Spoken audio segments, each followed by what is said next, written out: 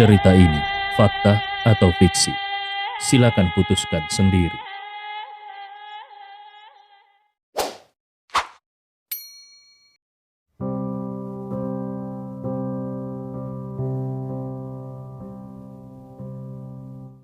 Bab 376. Saat ini Leon berjalan menyusuri Universitas Sudu sambil melamun. Tiba-tiba terdengar suara yang ramah menyela lamunan Leon. Leon Wood?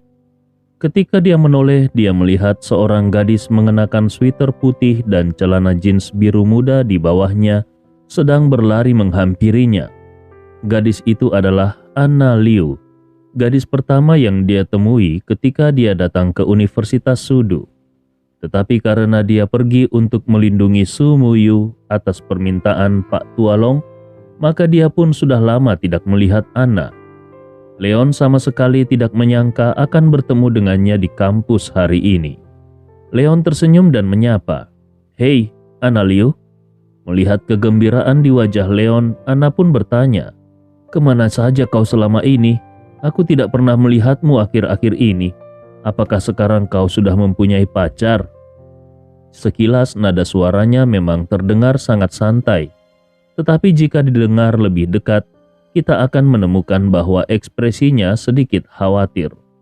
Hanya saja Leon tidak tahu mentalitas seperti apa yang dimiliki oleh Anna.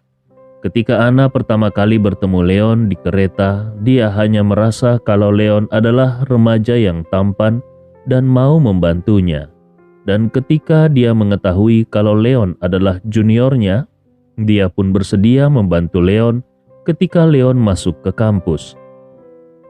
Tetapi setelah beberapa hari bersama-sama dengan Leon, dia menemukan kalau Leon sangat berbeda dan perasaannya terhadap Leon juga telah mengalami beberapa perubahan.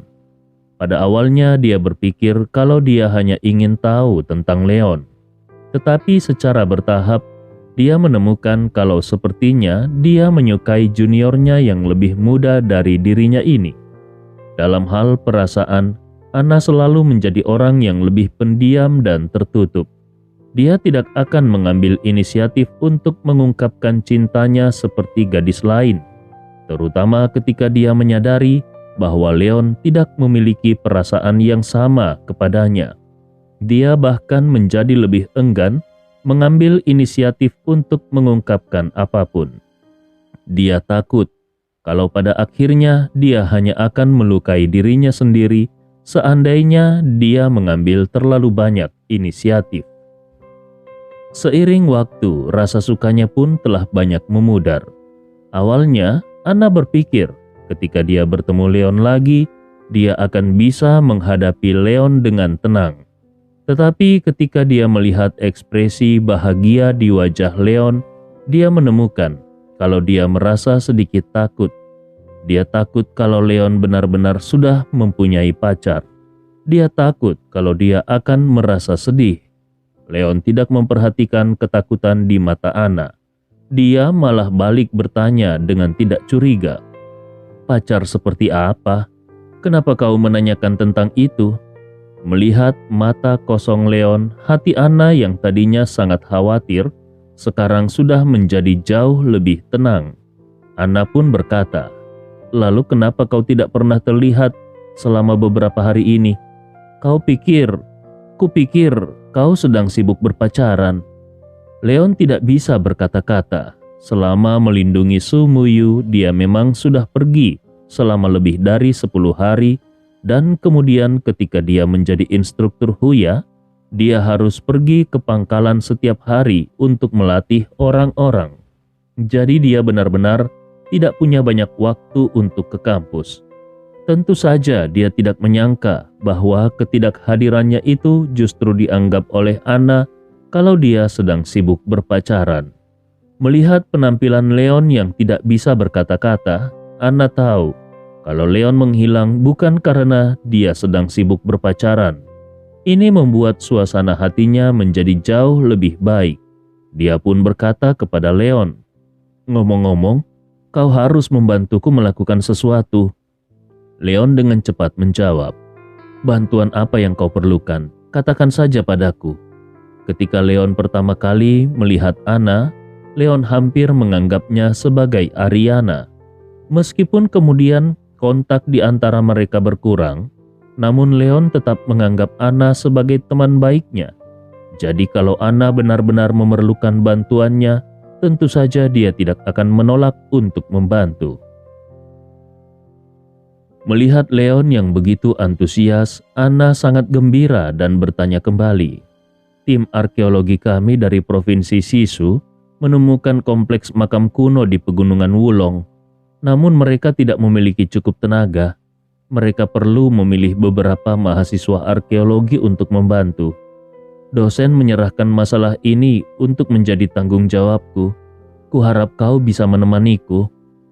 Leon terkejut dan berkata, "Aku? Tapi aku baru saja masuk jurusan arkeologi selama setengah semester. Jadi aku belum mengerti banyak hal tentang ilmu arkeologi." Anna terkikik dan berkata, "Tidak apa-apa. Untuk hal-hal akademis aku bisa menanganinya. Masalahnya, kompleks makam itu terletak di tempat terpencil. Jadi perlu beberapa mahasiswa dengan kekuatan fisik yang baik. Ketika aku memikirkannya, aku teringat bahwa hanya kekuatan fisikmu yang terbaik." Leon tidak bisa berkata-kata, tetapi dia memiliki keinginan untuk memutar matanya. Apakah dia hanya dianggap sebagai kuli? Leon tidak mengambil pusing persoalan dia hanya akan menjadi kuli karena dia memang ingin membantu Anna yang sangat antusias ini.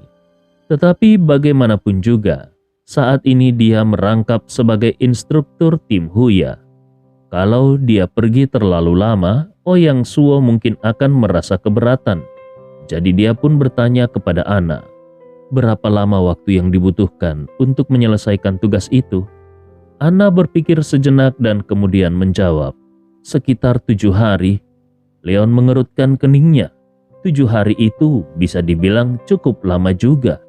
Namun ketika Leon teringat dengan hubungannya dengan Ouyang Suo, dia merasa bahwa kalau dia mengambil cuti selama 7 hari, seharusnya pria itu tidak akan menolaknya. Leon pun langsung setuju dan dia berkata, "Oke, lalu kapan kita akan pergi?" Anna menjawab, "Sore ini." Leon bertanya kembali, "Apakah itu tidak terlalu terburu-buru?" Melihat alis Leon yang terangkat, Anna juga merasa sedikit malu. Sebenarnya dia juga ragu-ragu apakah akan menelpon Leon sebelumnya. Di satu sisi dia berharap Leon akan bersedia pergi bersamanya. Namun di sisi lain, dia merasa agak tidak pantas baginya untuk mendekati Leon dengan menggunakan cara ini.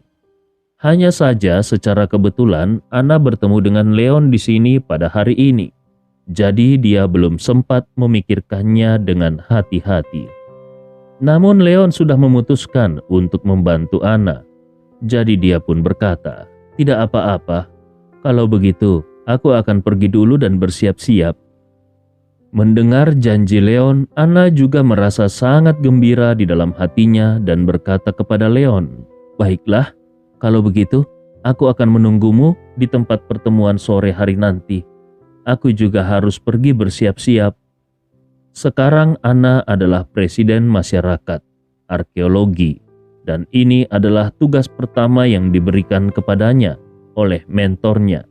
Jadi tentu saja dia tidak boleh mengacaukannya. Leon menghela nafas. Dia mengeluarkan ponselnya karena hendak menelpon Li Dahui untuk membicarakan tentang cuti. Tetapi ternyata ponselnya sudah berdering lebih dulu, dan itu adalah sebuah panggilan dari Ouyang Suo. Apakah ini adalah pertanda kalau dia bisa meminta cuti langsung dari Ouyang Suo? Leon menggelengkan kepalanya dan mengangkat panggilan itu. Di telepon, suara ramah Ouyang Suo terdengar. "Leon, bisakah kau datang ke kampus?" Leon pun menjawab, "Ya, ini aku baru saja tiba di kampus." Ouyang Suo bertanya kembali, "Kalau aku tidak salah ingat, kau mengambil jurusan arkeologi bukan?" Leon segera menjawab, "Ingatanmu benar sekali." Sebenarnya Leon merasa sedikit bingung Kenapa nada suara laki-laki tua itu terdengar aneh? Mungkinkah ada sesuatu yang mengganggunya? Ouyang Suo berkata, "Hei, bagus sekali. Kebetulan aku ada di misi dan aku harus mengandalkan identitasmu sebagai mahasiswa arkeologi. Kau harus membantuku." Di hati Leon seolah ada puluhan ribu kuda yang sedang berjalan. Leon menggerutu di dalam hatinya. Menurutnya, setiap kali lelaki tua ini berbicara dengan nada seperti ini, sesuatu yang buruk pasti akan terjadi. Baru saja Leon ingin mengatakan kalau dia tidak bersedia, namun Ouyang Suo di ujung telepon sudah berbicara kembali. Sekelompok makam kuno telah ditemukan di pegunungan Wulo, dan aku telah menerima berita dari anak buahku kalau sekelompok pelanggar hukum juga telah menargetkan makam kuno itu. Kebetulan, jurusan arkeologi di kampusmu sedang mengatur mahasiswa untuk membantu mengamankan makam kuno itu. Aku ingin kau ikut pergi bersama dengan mereka. Aku juga akan mengirimimu beberapa orang lagi untuk membantu. Leon pun menelan kembali semua kata-kata yang sudah siap keluar dari bibirnya. Saat ini Leon bertanya kepada Ouyang Suo, orang tua, memangnya harta seperti apa yang ada di makam kuno itu? Bukankah itu hanya penemuan sekelompok makam kuno? Seharusnya kedatangan tim arkeologi nasional saja sudah cukup untuk menyelesaikannya. Namun ternyata ada juga pelanggar hukum yang menargetkan makam tersebut. Dan yang lebih mengejutkan lagi adalah bahwa tim tempur khusus yaitu tim Huya juga dikirim ke sana. Bab 377. Biasanya setelah makam kuno ditemukan, hal itu hanya akan diselesaikan oleh tim arkeologi. Tim itu pertama-tama akan mengeksplorasi apakah makam tersebut bisa digali dan dikembangkan. Kalau kondisinya memungkinkan, maka akan dilakukan pengembangan dan penelitian. Namun jika kondisinya tidak memungkinkan, maka umumnya akan dibangun museum di atasnya dan akan digali atau dikembangkan di kemudian hari ketika kondisinya sudah memungkinkan. Pada dasarnya sangat jarang dikirim pasukan untuk pergi ke sana.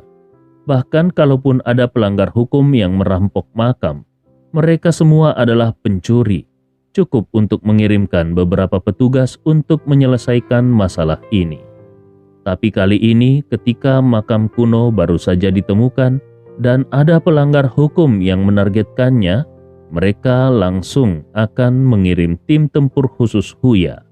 Bagaimana mungkin hal ini tidak dikejutkan Leon? Tentu saja ketika Leon bertanya kepada Ouyang Suo mengenai harta apa saja yang bisa ada di tangannya, Leon hanya bertanya dengan santai.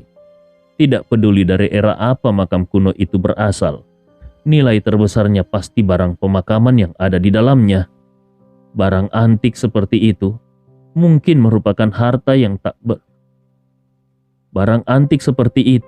mungkin merupakan harta yang berharga di mata orang lain.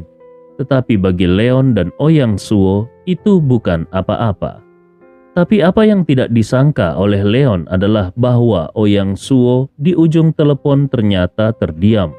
Tampaknya dia ragu-ragu apakah akan mengatakan yang sebenarnya atau tidak kepada Leon.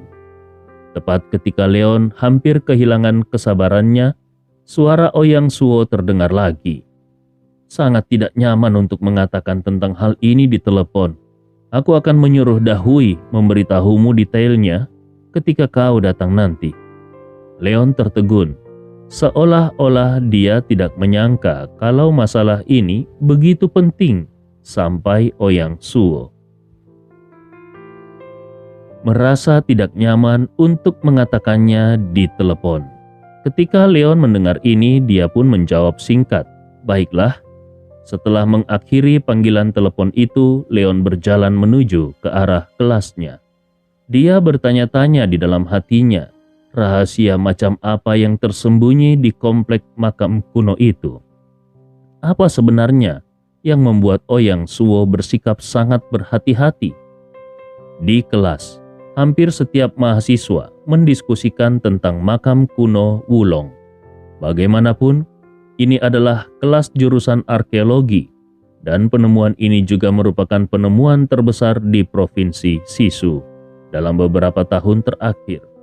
Jadi tentu saja masalah ini terasa masih sangat menarik bagi mahasiswa jurusan arkeologi. Tentu saja ada pengecualian, yaitu Xie Xiao. Hari ini dia mengenakan kaos merah muda dengan rambut hitam sedikit keriting yang menutupi bahunya. Dia mengabaikan diskusi teman sekelas di sekitarnya dan hanya sibuk bermain game di layar ponselnya. Bahkan ketika Leon berjalan ke sisinya, dia juga tidak memperhatikannya. Setelah gamenya selesai, barulah dia melihat ke arah Leon yang ada di sebelahnya dan bertanya, "Hei, sejak kapan kau ada di sini?" Leon menatap kosong Xie Xiao dan berkata, "Saat kau menang di babak pertama, gadis itu terlalu fokus bermain game, bukan?" Xie Xiao tampak sangat malu dan berkata, "Oh, berarti sudah lama juga ya." Leon memutar matanya dengan liar lagi. Omong kosong macam apa ini? Karena berpikir kalau dia akan pergi selama beberapa hari, Leon pun berencana untuk berbicara dengan Xie Xiao. "Ngomong-ngomong, hari ini aku akan pergi ke Wulong bersama orang-orang di Asosiasi Arkeologi. Aku akan pergi selama sekitar 7 hari. Apakah kau juga ingin pergi?" Xie Xiao tidak terlalu antusias mendengarnya. Sambil kembali bermainkan gamenya, dia pun berkata, "Tidak mau, aku terlalu malas untuk pergi ke sana." Leon tidak bisa berkata-kata. Kesempatan ini bagi orang-orang di jurusan arkeologi sangat diinginkan. Namun gadis ini justru tidak peduli sama sekali. Ketika memikirkan tujuan kedatangan Xie Xiao ke jurusan arkeologi, Leon hanya bisa menghela nafas ringan. Pagi pun berlalu dengan cepat, dan setelah makan siang dengan Xie Xiao, Leon menerima telepon dari Anna yang memintanya untuk berkumpul di gerbang universitas. Leon langsung datang ke gerbang universitas dan dia melihat sebuah bus sedang menunggu di sana. Terlihat juga Anna berlari di depan pintu untuk memberi isyarat kepada mahasiswa yang terlibat dalam aksi ini untuk naik ke dalam bus. Melihat kedatangan Leon, Anna pun melambai ke arah Leon dengan ekspresi bersemangat.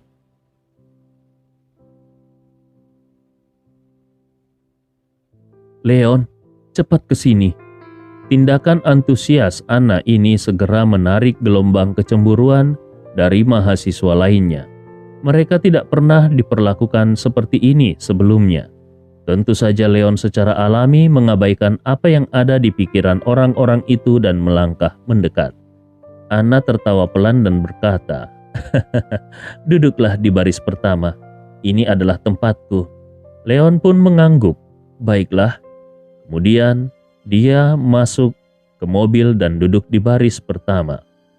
Hal ini membuat orang-orang yang sebelumnya sudah naik ke dalam mobil merasa cemburu. Siapa pemuda ini? Kenapa mereka belum pernah melihatnya sebelumnya? Kenapa kakak senior Anna Liu begitu baik padanya dan bahkan ingin duduk bersamanya ketika mereka berpikir bahwa akan memakan waktu selama beberapa jam untuk pergi ke Wulong? Namun Leon mendapatkan kesempatan untuk menemani Dewi kecantikan seperti Anna Liu. Api kecemburuan pun menyala di hati mereka seperti nyala api yang dituangkan dengan minyak dan bergesekan lurus ke atas. Tapi Leon tidak peduli dengan tatapan cemburu orang lain. Dia hanya melirik orang-orang yang ada di dalam mobil dengan acuh tak acuh. Saat ini ada lebih dari 20 orang mahasiswa, dan kebanyakan dari mereka adalah wajah-wajah baru yang tidak mengenalnya. Pada saat ini semua orang yang terlibat dalam kegiatan telah tiba dan Anna juga masuk ke mobil dengan gembira, lalu duduk di sebelah Leon. Melihat keraguan di mata Leon, tanpa menunggu Leon bertanya, Anna sudah berbicara. Mereka semua adalah mahasiswa baru dari asosiasi. Mentor memintaku untuk membawa mereka melihat situs makam kuno. Leon mengangguk dan berkata, "Oh ya, ngomong-ngomong, tahukah kau kompleks makam kuno itu seperti apa yang akan kita datangi?" Anna menggelengkan kepalanya. Spesifiknya tidak begitu jelas, dan mentornya juga sudah pergi lebih dulu dan menunggu kita di Wulong. Tapi kudengar tempat itu sepertinya makam kuno dari dinasti Zhou Barat. Leon menghela nafas dengan takjub. Zhou Barat? Anna menjawab, benar sekali. Mata Anna juga terlihat penuh harapan. Sebagai mahasiswa jurusan arkeologi, adalah suatu kehormatan bagi Langka untuk bisa berpartisipasi dalam arkeologi skala besar semacam ini di tahun keduanya. Dan bukan hanya Anna yang menantikannya, tetapi mahasiswa yang lain juga terlihat penuh dengan harapan. Leon juga memiliki beberapa harapan di hatinya, tetapi yang paling dia nantikan adalah rahasia macam apa yang disembunyikan oleh makam kuno ini sampai Ouyang Suo merasa perlu mengirim tim Huya. Dalam suasana harapan dari semua orang, bus pun melanjutkan perjalanan dan setelah 4,5 jam akhirnya bus pun tiba di tujuan Wulong. Wulong merupakan objek wisata terkenal yang terletak di timur laut Provinsi Su Barat. Ada lebih dari 502 juta orang bepergian ke sini setiap tahunnya. Dan kali ini ditemukan kelompok makam kuno dinasti Zhou Barat di sini karena adanya sekelompok turis yang mengabaikan peringatan administrator area dan berjalan jauh ke kedalaman pegunungan Wulong. Akibatnya, salah satu dari mereka jatuh ke tebing. Selama proses penyelamatan ditemukanlah makam batu kuno di sini. Saat ini semua orang tidak langsung pergi ke makam kuno, tetapi berhenti di sebuah hotel di daerah pemandangan Wulong. Orang yang juga merupakan hotel tempat tim arkeologi akan menginap. Hanya membutuhkan waktu lebih dari setengah jam untuk berjalan kaki dari hotel ke makam kuno. Tapi sekarang bagaimanapun juga hari sudah malam dan langit akan segera menjadi gelap. Ditambah lagi semua orang sudah duduk selama lebih dari 4 jam. Sehingga mengalami kelelahan fisik dan mental. Akhirnya diputuskan kalau mereka tidak mungkin untuk segera pergi ke makam kuno saat ini. Jadi mereka pun bersiap untuk check-in dulu, lalu istirahat untuk malam ini, dan besok pergi ke makam kuno bersama dengan anggota tim arkeologi. Tepat pada saat ini, Leon menerima telepon dari Li Dahui. Di telepon terdengar suara renyah Li Dahui yang berkata, "Instruktur Wood, aku ada di kamar 502. Apakah nyaman bagimu untuk datang ke sini?" Memikirkan apa yang sudah dikatakan oleh Ouyang Suo sebelumnya, Leon pun langsung setuju dan menjawab, "Baiklah, aku akan datang ke sana." Setelah menyelesaikan proses check-in ini dengan Anna dan yang lainnya, Leon pun mendapatkan kartu kamarnya sendiri. Setelah menaruh barang-barangnya di kamar, dia pun langsung pergi ke kamar 502 dan membunyikan bel pintu. Sesaat kemudian sosok Li Dahui muncul di pintu dan dengan pandangan waspada, Li Dahui mengundang Leon ke dalam ruangan. Tanpa sungkan, Leon pun berjalan langsung ke dalam kamar, lalu dia duduk di sofa dan bertanya kepada Li Dahui apa yang terjadi. Li Dahui tidak berbicara, tetapi sekarang ke arah brankas yang ada di sampingnya. Dia mengeluarkan tas arsip dari dalamnya dan menyerahkannya kepada Leon. Tas arsip itu disegel dengan kata-kata file rahasia. Melihat tulisan itu, kelopak mata Leon langsung melonjak liar.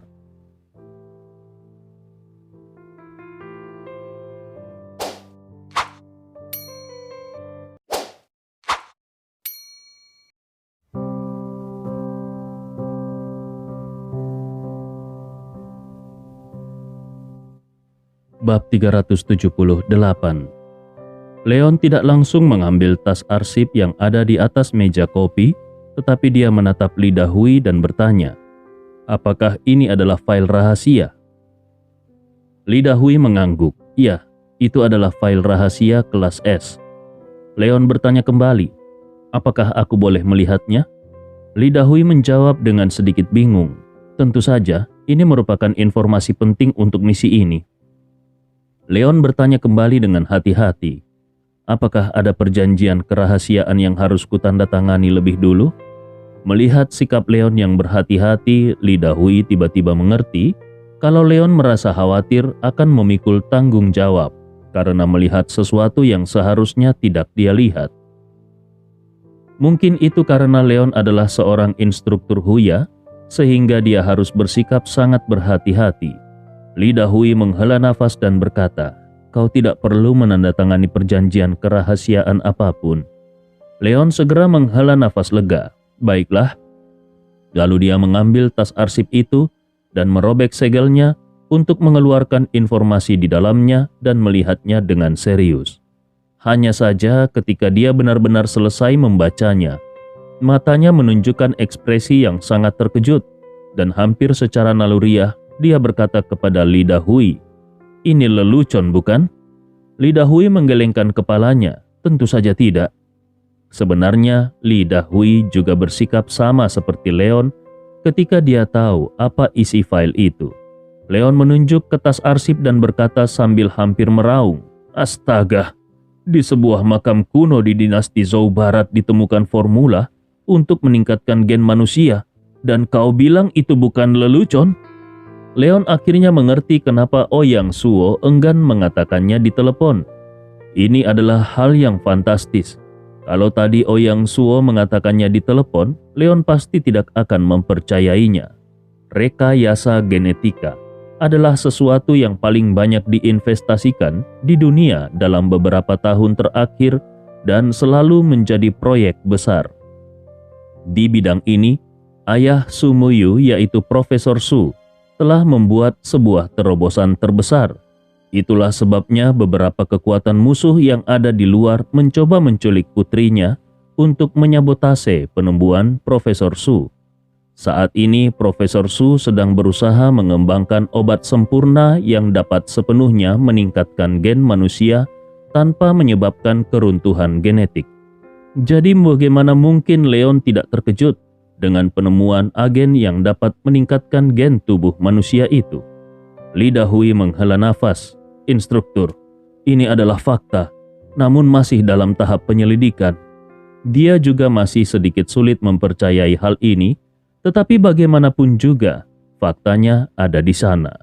Beberapa ramuan pertama yang ditemukan telah dikirim ke Profesor Su, dan Profesor Su secara pribadi akan melakukan percobaan untuk mengkonfirmasi masalah tersebut.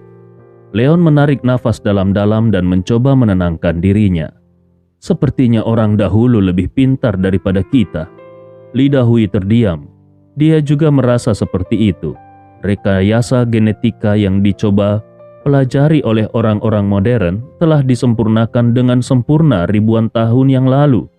Leon tidak lagi meragukan kebenaran masalah ini, jadi dia bertanya tentang kunci misi ini. Kalau hal-hal ini merupakan rahasia, kenapa orang biasa bisa tahu tentang mereka? Ouyang Suo berharap mereka akan bekerja sama dengan tim arkeologi untuk menggali kelompok makam kuno untuk mencegah beberapa pelanggar hukum membuat masalah. Awalnya Leon masih bertanya-tanya, penjahat macam apa yang bisa begitu berani, tetapi jika benar ada obat semacam ini yang dapat meningkatkan gen manusia, maka tentu saja akan ada banyak orang yang begitu berani.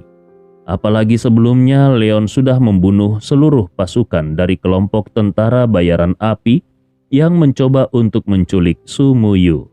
Sekarang mereka tahu bahwa ada hal yang begitu baik seperti ini.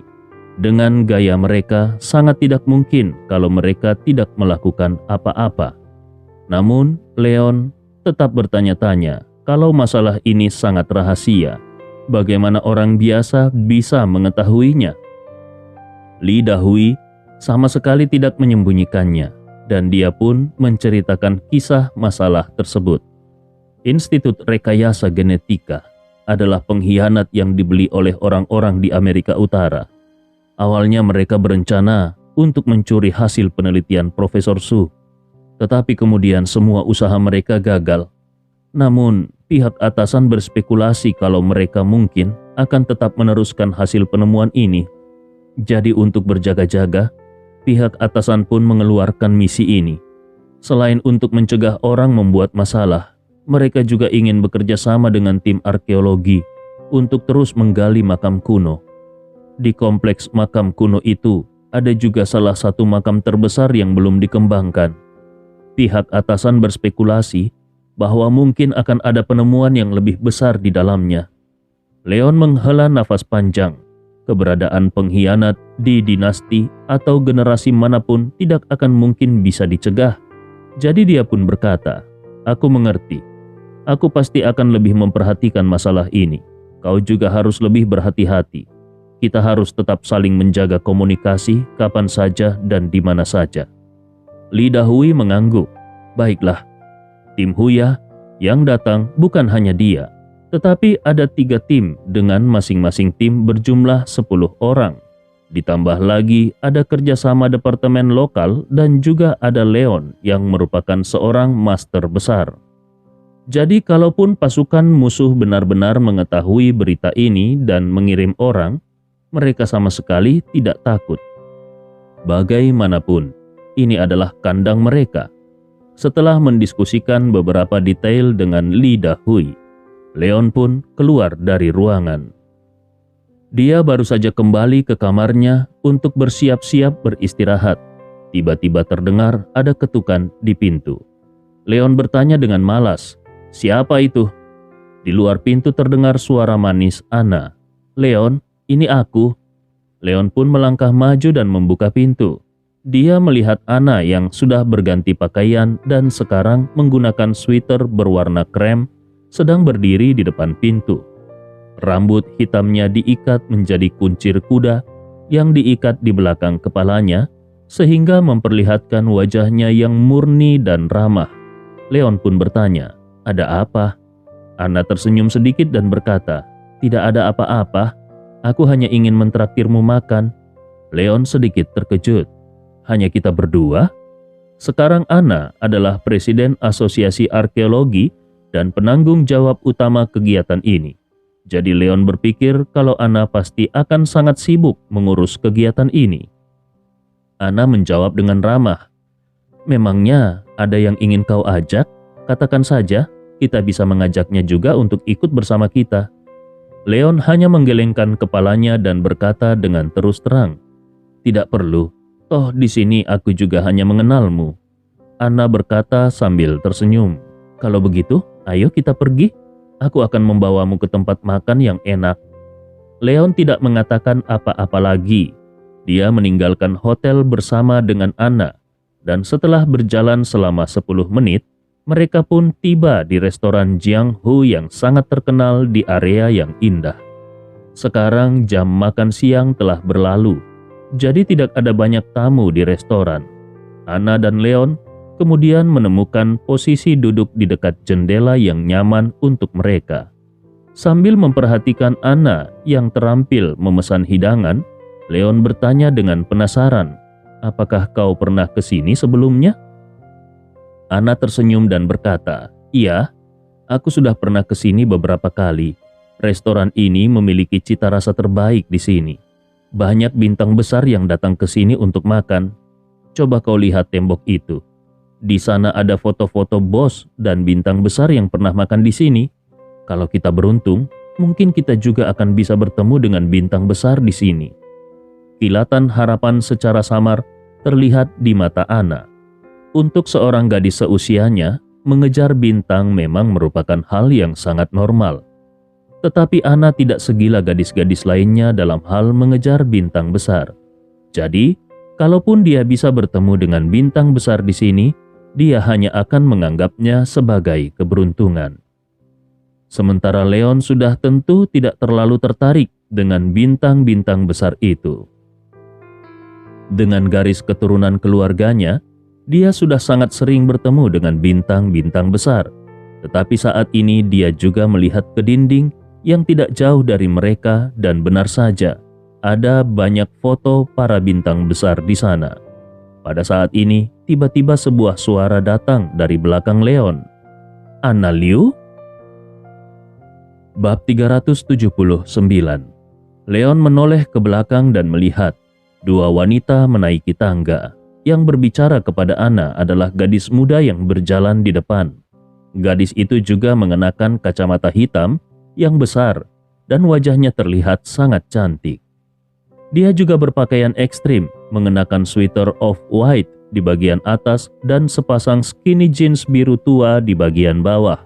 Sepasang sepatu bot hitam terlihat di bawah kakinya yang memamerkan sosoknya yang cantik. Di belakangnya ada seorang wanita berusia 30-an yang memegang mantel krem di tangannya. Tampaknya dia adalah asisten gadis muda itu. Anna juga menatap gadis muda itu dengan heran untuk sementara waktu karena dia tidak mengenali siapa gadis itu.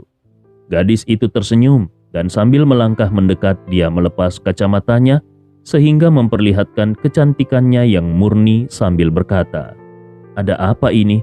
Baru setengah tahun tapi kau sudah tidak mengenalku lagi?"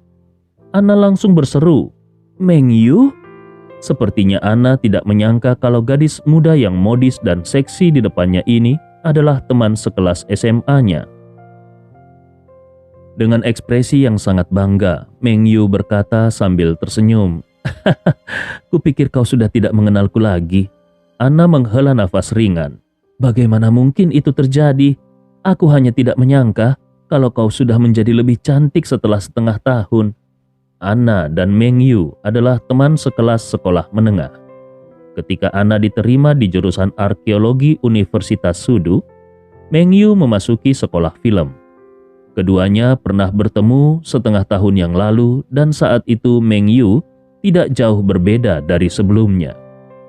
Siapa sangka kalau dalam waktu setengah tahun, penampilan Meng Yu telah banyak berubah sehingga Anna hampir tidak mengenalinya. Wajah Meng Yu menjadi tersipu dan dia melirik Leon yang ada di seberang Anna lalu berkata, "Kau terlalu berlebihan.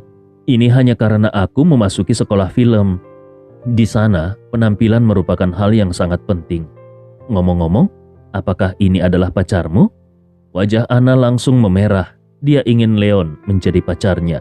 Tapi pada kenyataannya, status mereka hanyalah teman baik. Saat ini Anna membuka mulutnya untuk memperkenalkan keduanya. "Oh tidak, ini adalah adik juniorku di kampus. Namanya Leon. Nah Leon, ini adalah teman sekelas SMA aku. Namanya Meng Yu. Dia belajar di jurusan Acting Akademi Film Sunan." Sebelum Leon bisa berbicara, wanita yang berdiri di belakang Meng Yu sudah terkekeh dan berkata, "Meng Yu bukan hanya mahasiswa jurusan acting. Di masa depan, Meng Yu pasti akan menjadi bintang besar." Anna terkejut mendengarnya. Asisten wanita itu melanjutkan berbicara dengan nada bangga. "Apakah kau tidak tahu? Meng Yu akan membintangi drama tahunan pada tahun depan yang berjudul Sealing the Devil. Itu adalah drama dengan investasi ratusan juta. Dramanya pasti akan meledak." Anna berkata dengan takjub, "Wah, selamat Meng Yu. Kalau kau sudah menjadi bintang terkenal di masa depan, kau tidak boleh melupakanku. Aku masih menunggumu untuk membawaku bertemu dengan idolaku." Meng Yu tersenyum bangga. "Idolamu adalah saudara Qin Kai, bukan?" Dengan sangat antusias Anna mengangguk berulang kali. "Benar sekali." Melihat penampilan antusias Anna, Meng Yu pun kembali berkata, "Kebetulan dalam drama kali ini dia adalah pemeran laki-laki kedua. Saat ini dia sedang makan di dalam. bagaimana kalau kau ikut pergi denganku? Aku akan membantu mengambilkan foto kalian." Di sekolah menengah dulu, penampilan Meng Yu tidak di bawah Anna, tetapi dalam hal prestasi akademis, dia selalu kalah dari Anna. Pada kenyataannya, Meng Yu selalu merasa sedikit cemburu pada Anna, tetapi sekarang keadaannya berbeda. Dia dilihat oleh sutradara besar dan akan menjadi pemeran wanita nomor 3 yang membintangi drama besar. Hanya tinggal masalah waktu sebelum akhirnya nanti dia bisa menjadi bintang besar. Sementara Anna, saat ini Anna masih tercatat sebagai mahasiswa tingkat 2. Secara otomatis identitas keduanya sudah sangat berubah saat ini. Meng Yu bisa melihat Anna sangat terkejut seperti seorang gadis kecil di depannya. Itu membuat rasa superioritas di hatinya terus meningkat. Anna menolak dengan enggan. "Tidak usah, aku pasti hanya akan mengganggunya kalau aku datang menghampirinya." Sejak Anna belajar di sekolah menengah selama 3 tahun, artis favoritnya adalah Qin Kai. Bisa foto bersama dengan Qin Kai selalu menjadi salah satu mimpinya. Dan sekarang ketika mimpinya hanya tinggal selangkah lagi, Anna benar-benar berbohong kalau dia mengatakan dia tidak ingin berfoto bersama Qin Kai. Tapi kali ini bagaimanapun juga Anna yang mengundang Leon untuk makan malam. Jadi dia hanya akan menghina Leon kalau dia pergi untuk berfoto dengan Qin Kai. Tentu saja Anna tidak akan melakukan hal semacam itu. Sepertinya Meng Yu memiliki keinginan yang kuat untuk terus mendorong Anna. Jadi dia pun berbicara lagi. "Kenapa? Apakah kau takut kalau pacarmu akan merasa cemburu?" Di saat yang sama Meng Yu tidak lupa untuk melirik Leon. Meskipun Anna mengatakan kalau Leon hanyalah juniornya, tapi Meng Yu tidak bodoh. Rona merah yang ada di wajah Anna saat ini dan adegan keduanya makan di sini sendirian sudah cukup untuk menjadi bukti kalau hubungan keduanya bukan hanya sekedar senior-junior. Pada saat ini beberapa orang berjalan dan salah satunya seorang pria berusia 40-an. Melihat Meng Yu yang sedang berbicara dengan pria dan wanita muda, pria itu langsung mendengus dingin. "Meng Yu, apa yang kau lakukan di sini?" Meng Yu menoleh ke belakang dan seketika wajahnya berubah. Dengan cepat dia berbicara, "Direktur Lu, ini adalah teman sekelas SMA-ku. Sejak dulu, dia sangat menyukai Qin Kai dan sangat ingin berfoto dengan Qin Kai. Aku ingin membantu memenuhi impiannya." Pria paruh baya berusia 40-an itu mengerutkan keningnya dan hendak menegur. Tetapi seorang pria muda di sebelahnya tersenyum sedikit. "Direktur Lu, karena gadis ini adalah teman akrab Meng Yu, bagaimana kalau kita penuhi saja impiannya? Biarkan dia ikut dengan kita untuk minum-minum." Pria paruh baya itu tertegun sejenak. Lalu dia melirik Anna dan menemukan kalau paras Anna juga sangat cantik. Dia pun segera memahami pikiran pria di sebelahnya. Tak lama kemudian, dia juga tersenyum dan berkata, "Apa yang dikatakan Tuan Muda Zhang ada benarnya juga. Meng Yu, panggil teman sekelasmu untuk ikut bersama kita." Meng Yu menghela nafas lega dan dengan cepat berkata kepada Anna, "Kenapa kau masih bengong? Ayo kita pergi." Saat ini Anna berkata dengan sedikit malu, "Meng Yu, terima kasih atas kebaikanmu. Tapi aku tidak bisa meninggalkan Leon sendirian di sini." Alis Meng Yu sedikit mengernyit. Dia merasa kalau teman sekelasnya ini sedikit tidak tahu diri. Terutama setelah melihat wajah Direktur Lu yang merengut, dia merasa lebih tidak nyaman lagi. Begitu dia hendak berbicara, pemuda bernama Tuan Muda Zhang sudah tertawa dan berkata, "Ada apa ini? Cepat katakan padanya untuk membawa temannya juga ikut bersama kita." Meng Yu tertegun, seolah-olah dia tidak menyangka kalau dengan status Tuan Muda Zhang yang jelas tinggi ini, Tuan Muda Zhang akan bersikap begitu baik.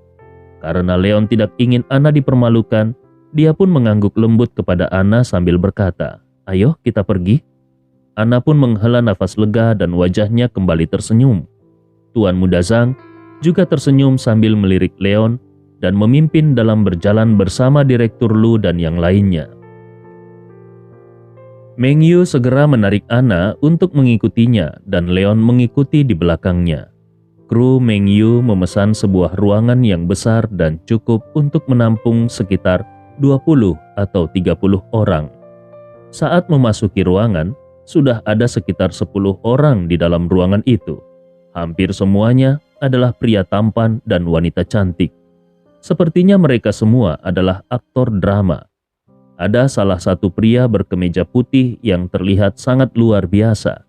Bahkan Leon pun memiliki beberapa kesan terhadapnya. Ternyata pria itu adalah idola baru yang setara dengan Wu Shaohuang. Ketika dia melihat semua orang berjalan masuk, dia menyapa Direktur Zhang dan yang lainnya satu demi satu. Tuan Muda Zhang sama sekali tidak peduli dengan salam orang-orang ini. Dia justru menunjuk ke arah kursi kosong di depan meja dan berkata kepada Meng Yu, "Meng Yu, bukankah teman sekelasmu itu menyukai Qin Kai? Kalau begitu biarkan dia duduk di sini, tepat di sebelah Qin Kai." Melihat posisi jari Tuan Muda Zhang, semua orang langsung tercengang. Sebagai investor dan produser drama ini, Tuan Muda Zhang memiliki status tertinggi. Jadi tentu saja dia yang seharusnya duduk di kursi utama.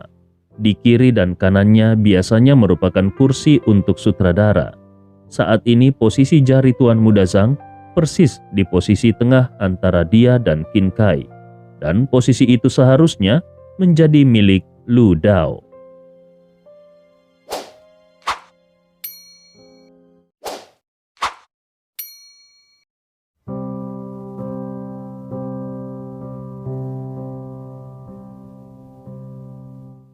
Bab 380.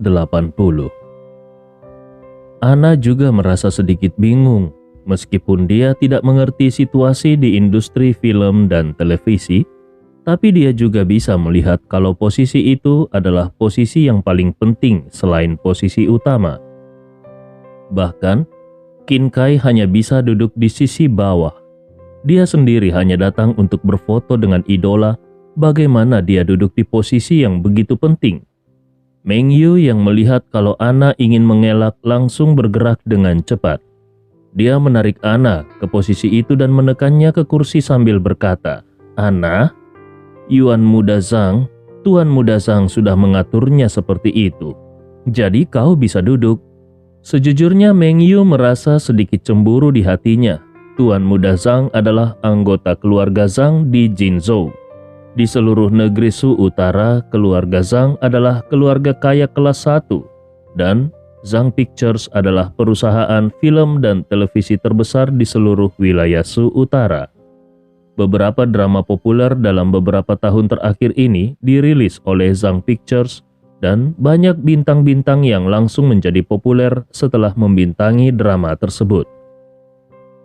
Bisa disukai oleh bos yang begitu muda dan kuat adalah kehormatan besar bagi setiap aktor pendatang baru.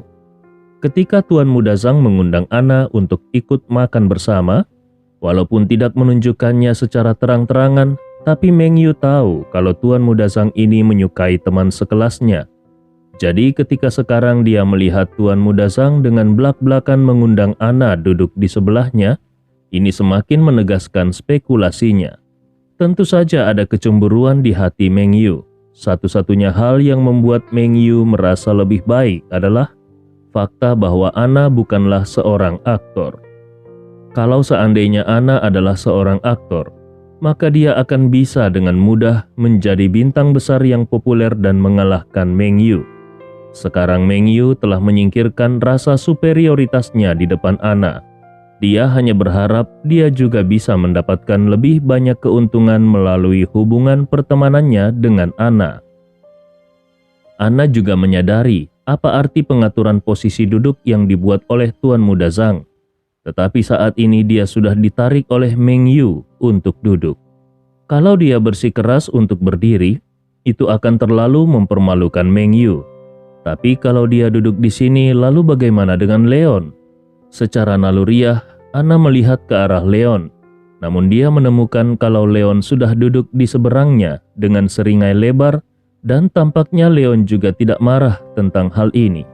Anna merasa sedikit lebih baik. Dia hanya memberikan pandangan meminta maaf ke arah Leon. Leon menggelengkan kepalanya sedikit, yang menandakan kalau dia sama sekali tidak menganggap hal ini sebagai masalah. Leon juga bisa membaca pikiran Tuan Muda Zhang, tetapi dia yakin selama Anna bersamanya, pihak lain tidak akan bisa memainkan trik apapun. Pada saat ini semua orang akhirnya duduk di kursi mereka masing-masing. Tuan Muda Zhang tentu saja duduk di kursi utama, dengan Anna di sebelah kirinya dan wanita berwajah manis lainnya di sebelah kanannya. Wanita berwajah manis itu adalah Liu Xia. Liu Xia juga merupakan pemain utama wanita di drama terbaru ini. Liu Xia juga merupakan bintang wanita populer di industri film dan televisi saat ini. Tetapi nilainya masih sedikit di bawah aktris lini pertama. Awalnya, Liu Xia berpikir kalau dia akan menjadi satu-satunya wanita yang menemani Tuan Muda Zhang. Dia juga berpikir kalau nantinya dia akan bersulang beberapa gelas anggur dengan Tuan Muda Zhang dan menarik sedikit hubungan dengan Tuan Muda Zhang. Kalau dia bisa membangkitkan memiliki hubungan yang lebih jauh, yang lebih lanjut dengan Tuan Muda Zhang, itu akan lebih baik lagi.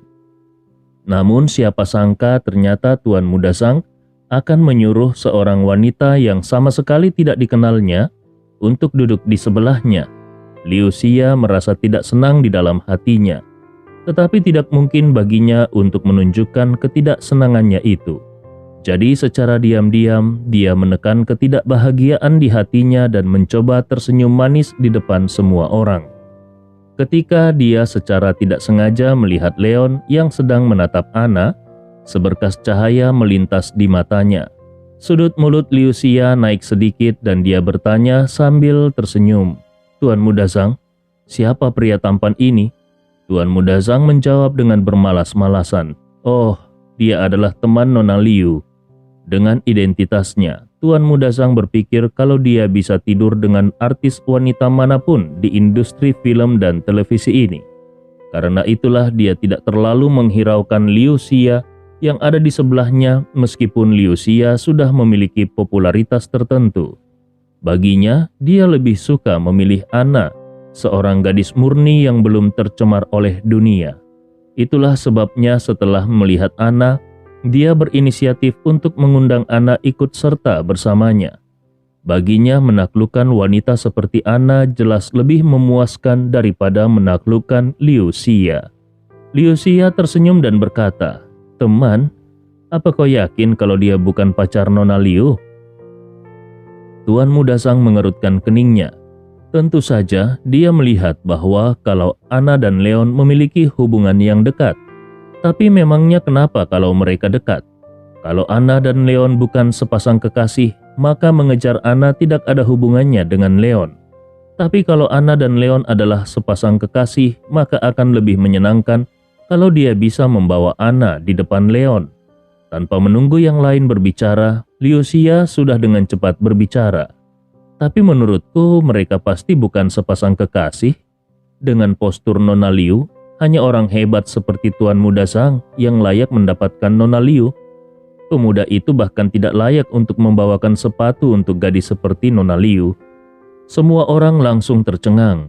Tidak ada seorang pun yang menyangka kalau Liu Xia akan mengatakan hal seperti itu pada saat ini.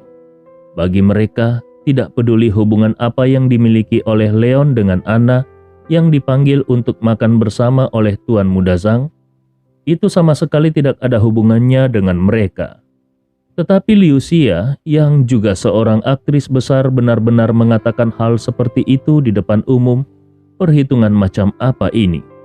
Namun pada saat ini, semua orang menemukan kalau wajah Tuan Muda Zhang yang awalnya suram berubah menjadi cerah dan bahkan senyum tipis tergambar di sudut mulutnya.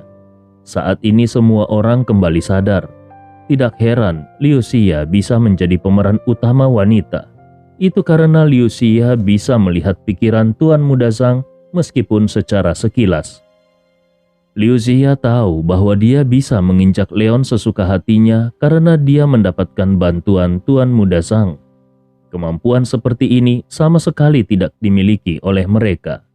Meng Yu yang duduk di samping diam-diam merasa kesal karena kesempatan pertama untuk menyenangkan hati Tuan Muda Zhang dimenangkan oleh Liu Xia. Dan karena tidak ingin tertinggal terlalu jauh di belakang, maka pada saat ini Meng Yu juga berbicara.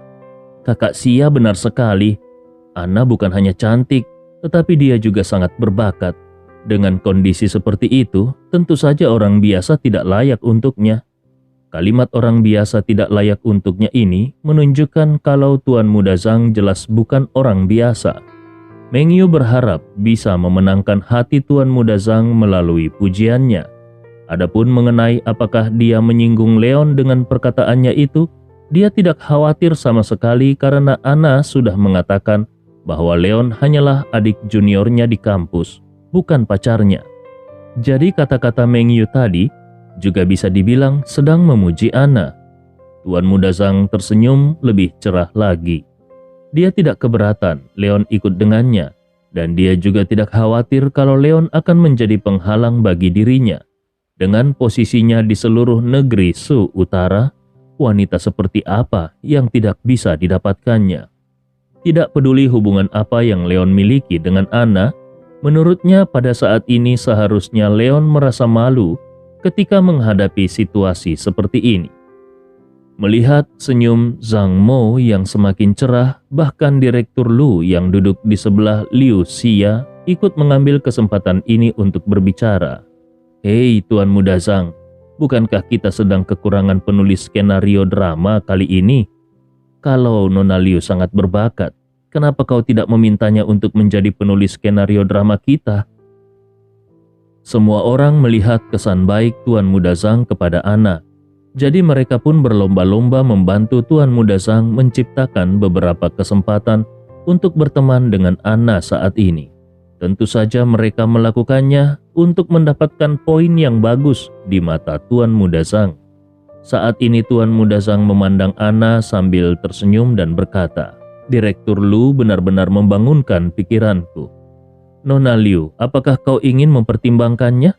Investasi kami dalam drama ini sangat besar, dan pada dasarnya naskahnya sudah ditulis. Kau hanya perlu membantu memolesnya. Aku bisa membayarmu puluhan juta untuk satu episode. Totalnya ada 42 episode. Tuan Muda Zhang yakin kalau kondisi yang dia tawarkan cukup untuk memberi energi pada mahasiswa manapun yang masih berkuliah. Adapun mengenai apakah layak menghabiskan puluhan juta hanya untuk tidur dengan seorang wanita, Tuan Muda Zhang tidak peduli sama sekali. Dengan aset yang dimilikinya, nominal itu hanyalah uang yang tidak seberapa di matanya. Selama dia menyukainya, tidak peduli berapa banyak uang yang harus dia berikan, dia juga bersedia. Wajah Ana pucat. Dia sama sekali tidak tertarik dengan posisi yang diberikan oleh pihak lain. Sambil menunjuk ke arah Liu Xia, dia berkata dengan dingin, "Maaf Tuan Muda Zhang, aku tidak bisa menulis naskah dan tidak bisa menyetujui permintaanmu. Tapi aku berharap dia bisa meminta maaf kepada temanku." Bab 381. Ketika Ana ditarik oleh Meng Yu untuk duduk, sebenarnya dia memiliki beberapa keengganan di hatinya. Bahkan meskipun dia bukan orang di industri film dan televisi, dia tidak tahu banyak tentang aturan tak terucapkan dari industri film dan televisi ini. Tetapi dia juga mengerti kalau sikap baik Tuan Muda Zhang kepada dirinya bukan tanpa alasan. Hanya saja untuk menghargai Meng Yu, dia tidak mau banyak bicara. Dia hanya ingin pergi bersama Leon setelah makan dan menghindari kelompok ini. Dia tidak pernah menduga bahwa setelah dia duduk, aktris lini pertama yang populer ini langsung membuka mulutnya dan menghina Leon. Dia dan Leon sudah saling mengenal selama lebih dari setengah semester. Bahkan meskipun mereka tidak selalu bertemu setiap hari kerja, tapi dia jelas mengetahui kalau Leon sangat hebat dan dirinya lah yang benar-benar tidak layak untuk Leon. Dia juga menekan perasaannya kepada Leon karena alasan ini. Sekarang dia hanya mengundang Leon untuk makan. Tetapi ternyata Leon dihina seperti ini. Ini membuatnya merasa sangat kasihan pada Leon. Tetapi sebelum dia bisa berbicara, Dia mendengar kalau semua orang termasuk Meng Yu mengabaikan keberadaan Leon dan mulai merendahkan Leon. Apa-apaan ini?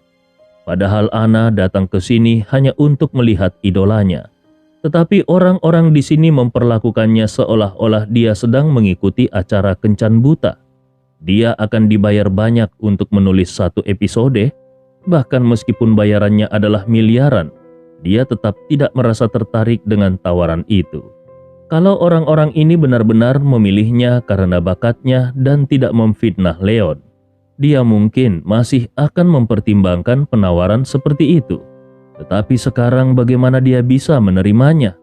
Apa sebenarnya yang ada di pikiran orang-orang ini? Anna hanya ingin segera pergi dari sini dan meninggalkan tempat yang membuatnya merasa mual ini. Tetapi sebelum pergi, dia ingin mendapatkan keadilan untuk Leon. Mendengar suara tegas Anna, Tuan Muda Zhang pun tercengang. Drama besar yang sedang mereka kerjakan ini memiliki nilai investasi yang sangat besar. Sebenarnya, naskahnya juga sudah ditulis sebelumnya dan hanya tinggal dipoles sedikit. Menawarkan posisi penulis skenario kepada Anna sebenarnya hanyalah alasan untuk memberi Anna uang. Dengan total 42 episode, Anna berpeluang meraup banyak uang dari drama ini. Belum lagi nantinya nama Anna bisa ditambahkan di akhir drama. Dilihat dari nilai investasi drama ini, maka bisa dipastikan bahwa selama nama Anna bisa tertulis di situ, Anna akan mendapatkan banyak ketenaran. Jangankan seorang mahasiswa yang belum pernah terpapar industri penulisan skenario sama sekali. Bahkan para penulis skenario dengan beberapa kualifikasi pun akan berbondong-bondong datang untuk mendapatkan kesempatan seperti ini. Setelah drama ini menjadi viral, semua penulis skenario yang dicantumkan namanya dalam drama ini pasti akan meroket dan nilai bayaran mereka akan menulis untuk menulis naskah akan meningkat.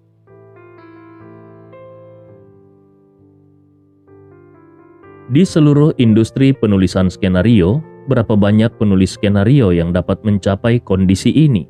Kondisi yang menguntungkan seperti ini ditolak mentah-mentah oleh Anna, dan dia bahkan menyuruh pemeran utama wanita dari drama ini meminta maaf kepada Leon. Apakah Anna benar-benar berpikir kalau dia bisa melakukan apapun yang dia inginkan hanya karena seorang tuan muda seperti Zhang Mo memiliki sedikit ketertarikan kepadanya? Wajah Zhang Mo benar-benar tenggelam. Wajah Meng Yu juga tenggelam. Dia juga tidak menyangka kalau teman sekelasnya ini akan melepaskan kesempatan sebesar itu.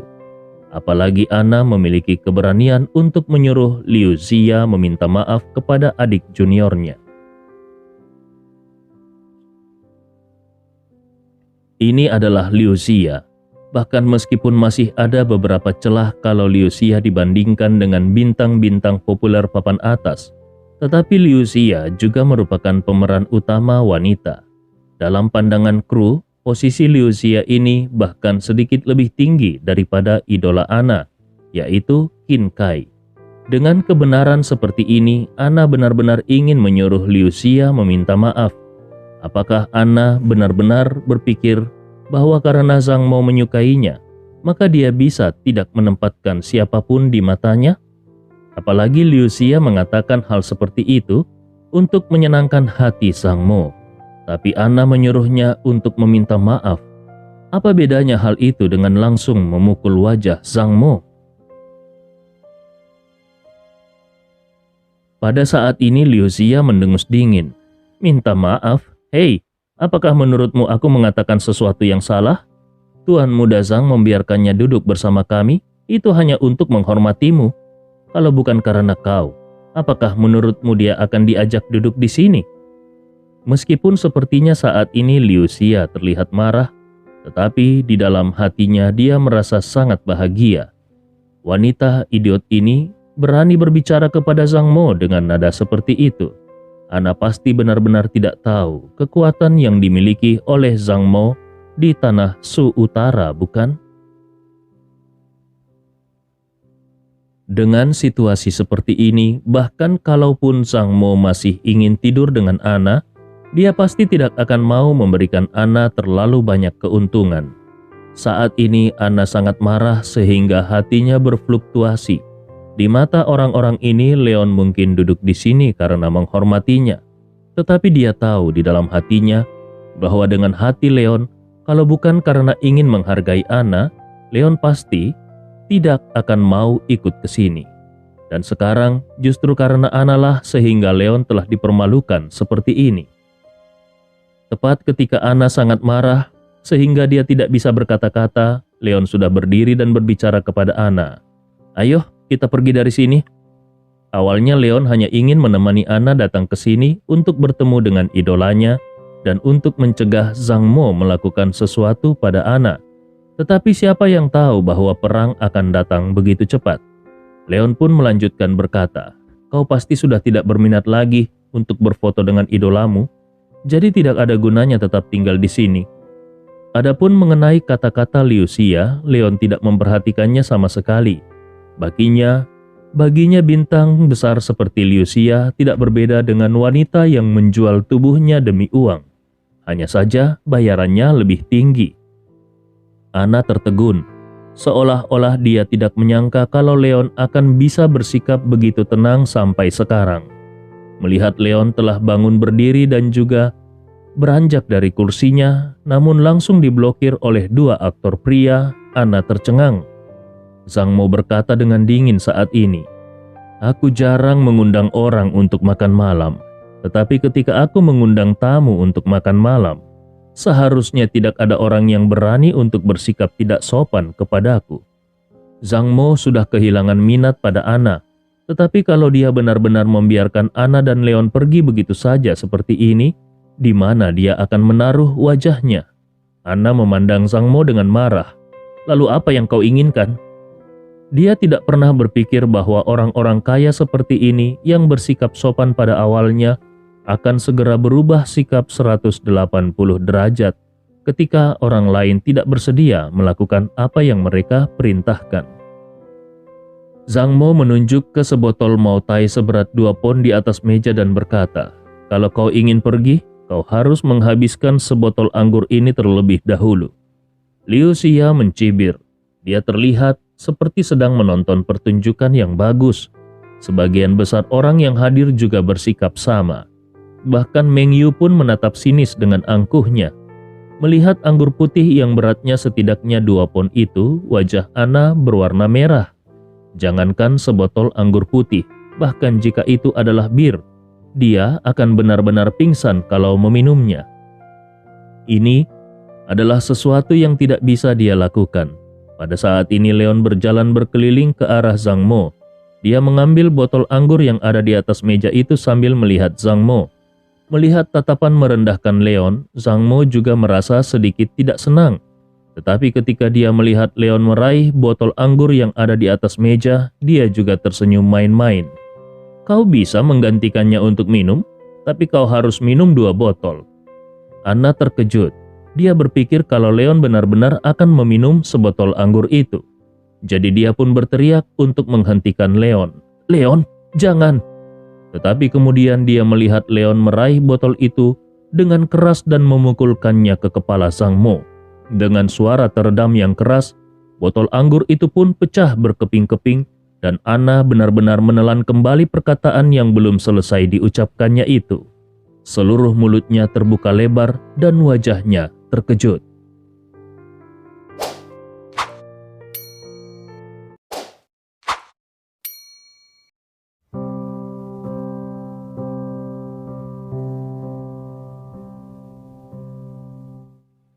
Bab 382.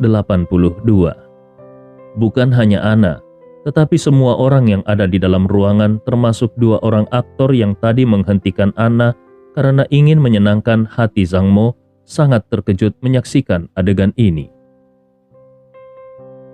Seketika ruangan besar itu pun langsung menjadi sunyi.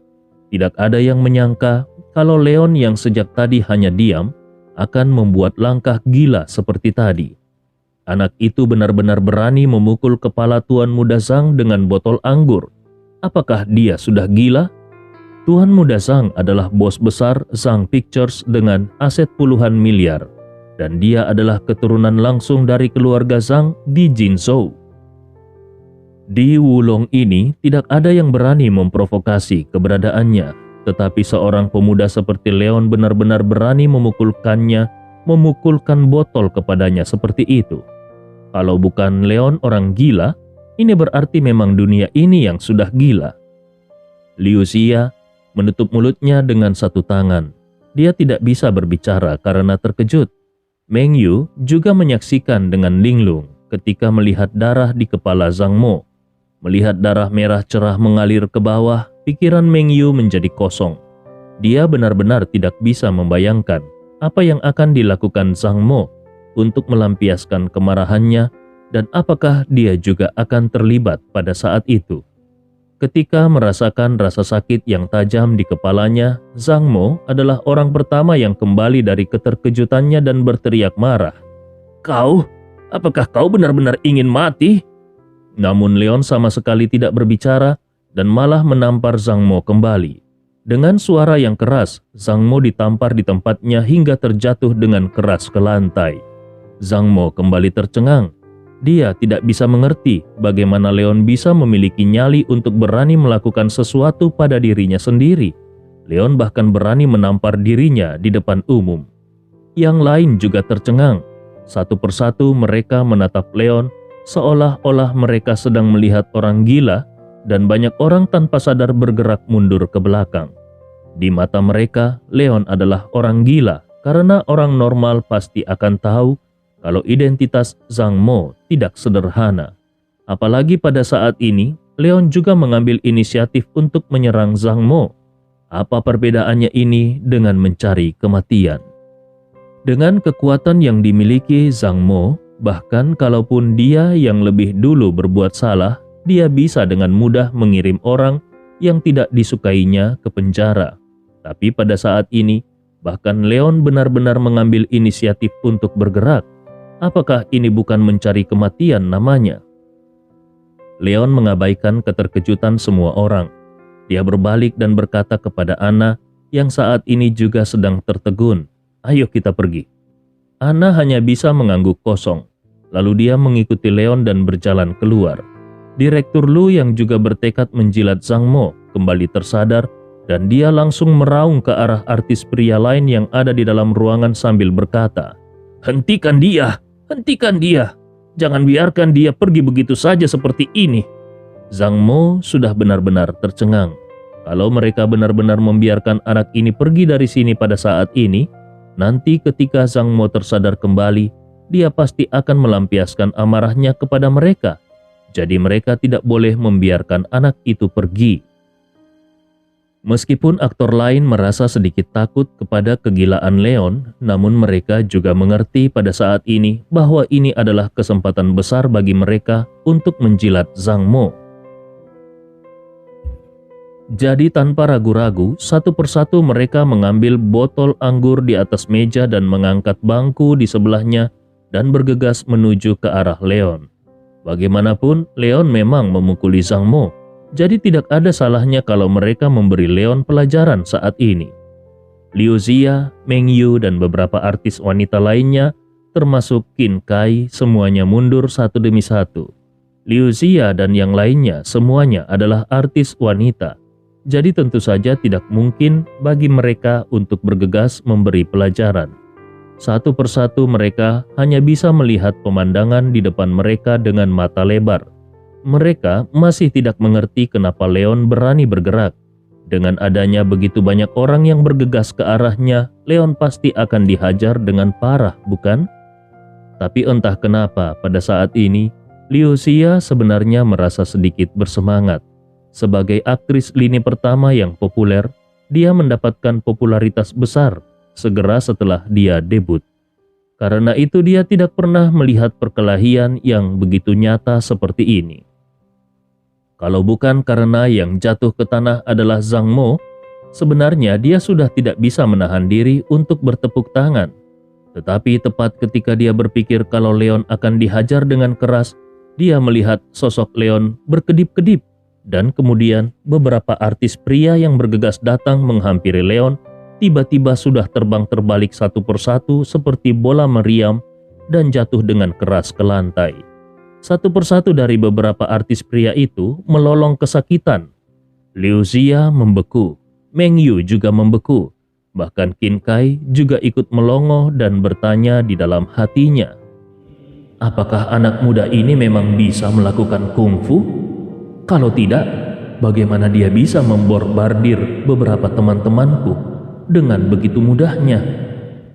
Bahkan kelopak mata Direktur Lu juga melonjak liar. Jadi pemuda itu adalah seorang seniman bela diri? Pantas saja dia bersikap begitu sombong. Zhang Mo juga terkejut dengan keterampilan Leon. Jadi dengan cepat dia berteriak keluar, "Afei!" Begitu kata-kata itu selesai diucapkan, pintu ruangan pun didorong terbuka dan seorang pria kekar berusia 30-an berbicara kepada Zhang Mo. "Aku di sini, Tuan Muda." Afei berjalan masuk dan dia sedikit mengernyitkan keningnya ketika dia melihat kalau ruangan ini sekarang sangat berantakan. Dan ketika dia menemukan majikannya Zhang Mo terbaring di lantai, Afei pun tercengang. Situasi apa ini? Saat ini Zhang Mo meraung marah. "Afei, hajar anak itu untukku. Aku ingin kau mematahkan tangannya." Afei adalah master super dari luar negeri yang diundang oleh Zhang Mo. Tahun lalu paman Zhang Mo yang ada di pasukan khusus pernah pergi ke luar negeri. Ketika dia melihat Afei, dengan terus terang dia mengatakan kalau efektivitas tempur Afei sebanding dengan para prajurit tim tempur khusus. Meskipun tampaknya Leon telah belajar seni bela diri dan dia mengalahkan beberapa aktor yang ada di sini, tapi Zhang Mo percaya kalau Afei hanya membutuhkan beberapa detik untuk membersihkan Leon. Begitu raungan Zhang Mo terdengar, tubuh kekar Afei sudah maju selangkah dan dia langsung meninju dada Leon. Sebagai pengawal pribadi Zhang Mo, tugas utama Afei adalah melindungi keselamatan Zhang Mo. Tetapi barusan ketika dia sedang menunggu di luar sebentar, Leon benar-benar sudah melukai bosnya. Dan tentu saja Afei merasa sangat ingin memberi pelajaran kepada Leon. Tinju Afei begitu keras, sehingga bahkan semua orang yang ada di dalam ruangan bisa mendengar suara tinju yang menembus udara itu. Banyak orang bahkan merasa seandainya pukulan ini mengenai tubuh mereka, seluruh tulang mereka pasti akan patah. Para aktor yang dihajar oleh Leon bahkan lebih bersemangat lagi. Mereka juga sangat ingin melihat adegan di mana Leon juga akan dicecar dengan pukulan dan bahkan memuntahkan darah. Namun sayangnya, dalam tatapan penuh harap mereka, Leon dengan tenangnya justru melemparkan pukulannya ke depan. Pukulan lurus sederhana itu menghantam tinju Afei dengan akurasi yang sangat tepat sasaran. Terdengar suara tabrakan yang tajam, namun tubuh Leon tidak terbang keluar. Dia bahkan tidak bergerak setengah langkah pun. Sementara itu, di sisi lain, tulang lengan Afei terlihat seperti baru saja ditabrak truk yang berlari kencang. Semua tulang lengannya patah. Tulang lengannya menembus daging dan mengeluarkan darah. Semua orang yang menyaksikan adegan barusan sangat terkejut. Afei jatuh ke tanah dengan teriakan kesakitan yang keluar dari mulutnya. Semua orang yang hadir langsung frustrasi. Satu persatu mereka menatap punggung Leon dengan takjub, terutama Zhang Mo yang saat ini terlihat penuh dengan ketakutan. Bagaimana ini bisa terjadi? Kekuatan Afei sebanding dengan seorang prajurit pasukan khusus. Bagaimana Leon bisa mematahkan lengan Afei hanya dengan sebuah pukulan? Bab 383. Jangankan Zhang Mo yang ada di situ, bahkan yang lainnya, bahkan Ana yang telah mengetahui keterampilan Leon tetap ikut tercengang menyaksikan semua ini. Dia juga telah melihat keterampilan Leon dan tahu kalau Leon bisa menghadapi beberapa orang walaupun hanya sendirian. Tapi dia tidak pernah berpikir kalau Leon bisa mematahkan lengan seseorang hanya dengan satu pukulan. Seberapa kuat sebenarnya pukulan Leon ini? Tepat ketika semua orang sangat terkejut, Leon perlahan berbalik dan menatap Zhang Mo yang masih tertegun. Leon menyeringai pada Zhang Mo. Kau baru saja mengatakan kalau kau akan mematahkan tanganku? Melihat senyum di sudut mulut Leon, hati Zhang Mo bergetar. Apalagi ketika dia melihat Leon berjalan ke arahnya selangkah demi selangkah. Matanya menunjukkan ekspresi yang sangat ketakutan. Pada saat ini, dia hanya merasa kalau bukan seorang remaja yang berjalan ke arahnya, tetapi seorang raja iblis haus darah yang keluar dari neraka. Jadi dia segera bertanya dengan gugup, Kau, apa yang akan kau lakukan?" Yang lain juga melakukan hal yang sama. Mereka menatap Leon yang berjalan menuju Zhang Mo dengan ngeri, dan samar-samar mereka merasa kalau sesuatu yang buruk pasti akan terjadi. Leon berjalan ke arah Zhang Mo secara perlahan. Dia memandang Zhang Mo dengan tatapan merendahkan dan tersenyum dingin. "Apa yang akan aku lakukan? Apakah kau ingin aku memberitahumu?" Melihat cibiran di wajah Leon, Zhang Mo sudah sangat ketakutan. Dia tiba-tiba menyadari bahwa tidak peduli seberapa mulia statusnya dan tidak peduli seberapa kuat orang yang ada di belakangnya, pada saat ini di hadapan pria yang bertarung dengan sangat tidak masuk di akal ini, dia hanyalah seekor domba yang harus disembelih. Kecuali dia memiliki keterampilan yang sama dengan Leon, latar belakangnya yang kuat, tidak ada apa-apanya saat ini. Ketika menyadari kalau dia benar-benar tidak ada apa-apanya, Zhang Mo benar-benar menurunkan martabatnya dan memohon belas kasihan kepada Leon. "Biarkan aku pergi, tolong biarkan aku pergi. Selama kau mau melepaskanku, aku akan memberikan kepadamu apapun yang kau inginkan." Zhang Mo merasa takut. Dia benar-benar ketakutan. Melihat tatapan dingin di mata Leon, Zhang Mo tidak memiliki keraguan sama sekali kalau pemuda ini mungkin akan benar-benar memelintir lengannya secara langsung atau bahkan membunuhnya di tempat. Dibandingkan dengan rasa sakit karena lengannya yang patah, baginya tidak ada artinya kehilangan martabatnya untuk sementara. Selama dia bisa bertahan dalam periode waktu ini, belum terlambat baginya untuk membalas dendam pada Leon dan mendapatkan kembali reputasinya. Seperti dewa iblis, Leon memandang Zhang Mo sambil bercanda. "Kau akan memberikan kepadaku apapun yang aku inginkan? Benarkah?" Zhang Mo mengangguk liar seperti ayam yang sedang mematuk beras dan berkata, "Iya, apapun yang terjadi, selama aku bisa melakukannya, aku akan memberikannya kepadamu." Leon tertawa pelan. "Baiklah, bagaimana kalau aku menginginkan hidupmu?" Wajah Zhang Mo langsung menjadi pucat dan yang lainnya juga merasakan kesejukan menyapu tubuh mereka. Semua orang menunjukkan tatapan yang sangat ketakutan menggigil di mata mereka. Orang ini pasti orang gila. Kalau dia bukan orang gila, bagaimana dia bisa mengatakan hal seperti itu? Jangan memperhitungkan kalau Zhang Mo adalah anggota keluarga Zhang di Jinzhou. Bahkan seandainya Zhang Mo adalah orang biasa, kalau Leon membunuhnya di depan begitu banyak orang, itu juga merupakan kejahatan besar. Apakah Leon sama sekali tidak takut dengan hukum? Melihat wajah pucat Zhang Mo yang menyedihkan, Leon tertawa. "Aku hanya bercanda. Coba lihat wajahmu yang sangat ketakutan itu." Hati Zhang Mo tiba-tiba merasa lega saat mendengar perkataan Leon barusan. Yang lainnya juga menghela nafas lega pada saat bersamaan. Mereka semua hampir saja mati ketakutan. Tetapi ketika semua orang berpikir bahwa masalah ini akan berakhir di sini dan Leon akan melepaskan Zhang Mo, tiba-tiba Leon mengangkat kakinya dan menginjak tulang lengan Zhang Mo dengan keras. Di hadapan kekuatan besarnya yang menakutkan, tulang lengan Zhang Mo langsung hancur di tempat.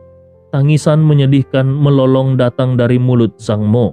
Mata semua orang berkontraksi untuk sementara waktu, dan mereka melihat pemandangan ini dengan ekspresi yang sangat mengerikan. Banyak orang merasa jantung mereka akan berhenti berdetak.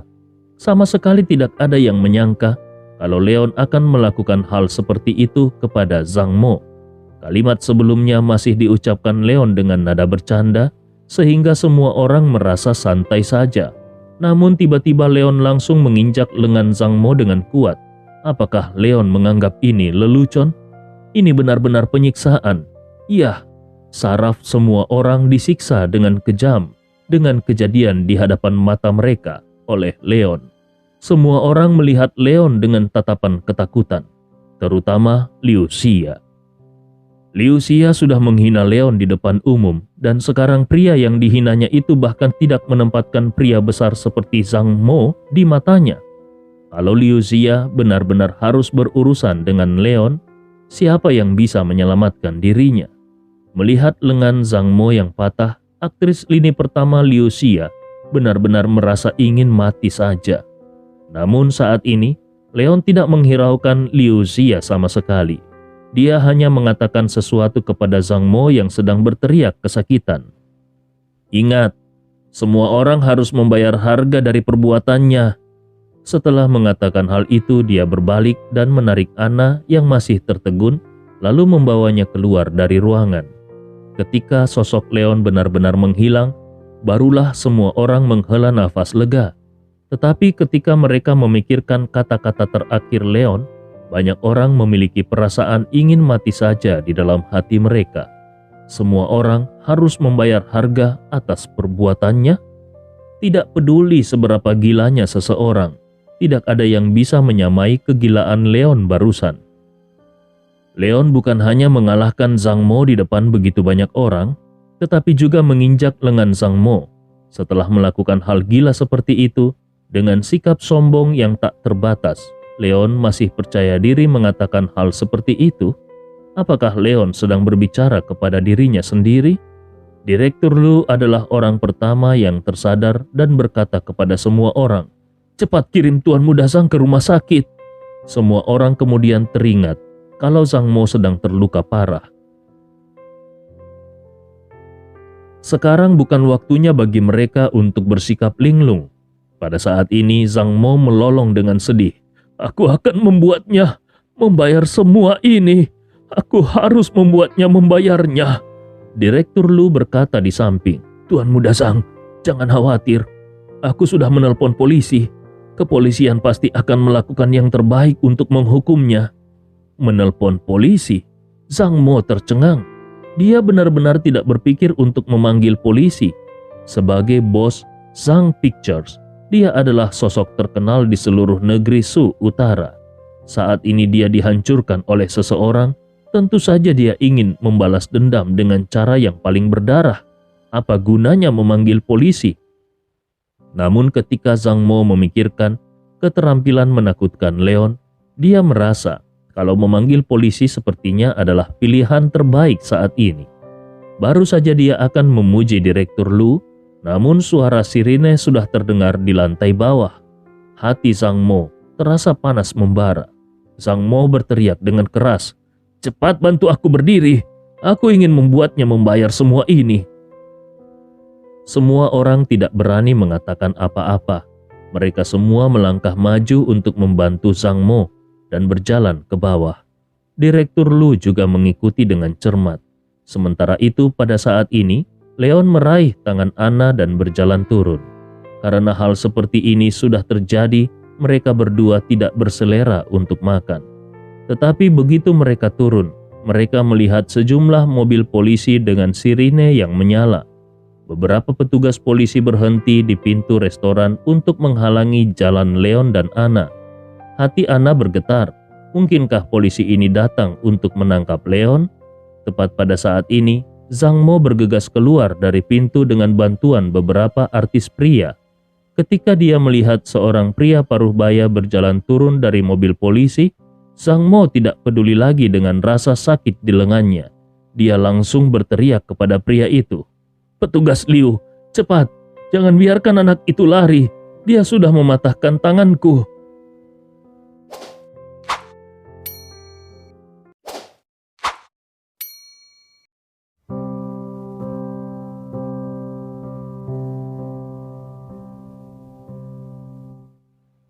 Bab 384.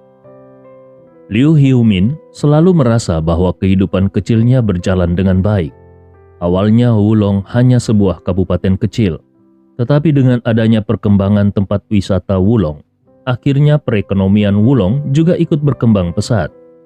Hanya dalam waktu beberapa tahun, Wulong telah menjadi kota tingkat kabupaten dengan total populasi lebih dari 3 juta.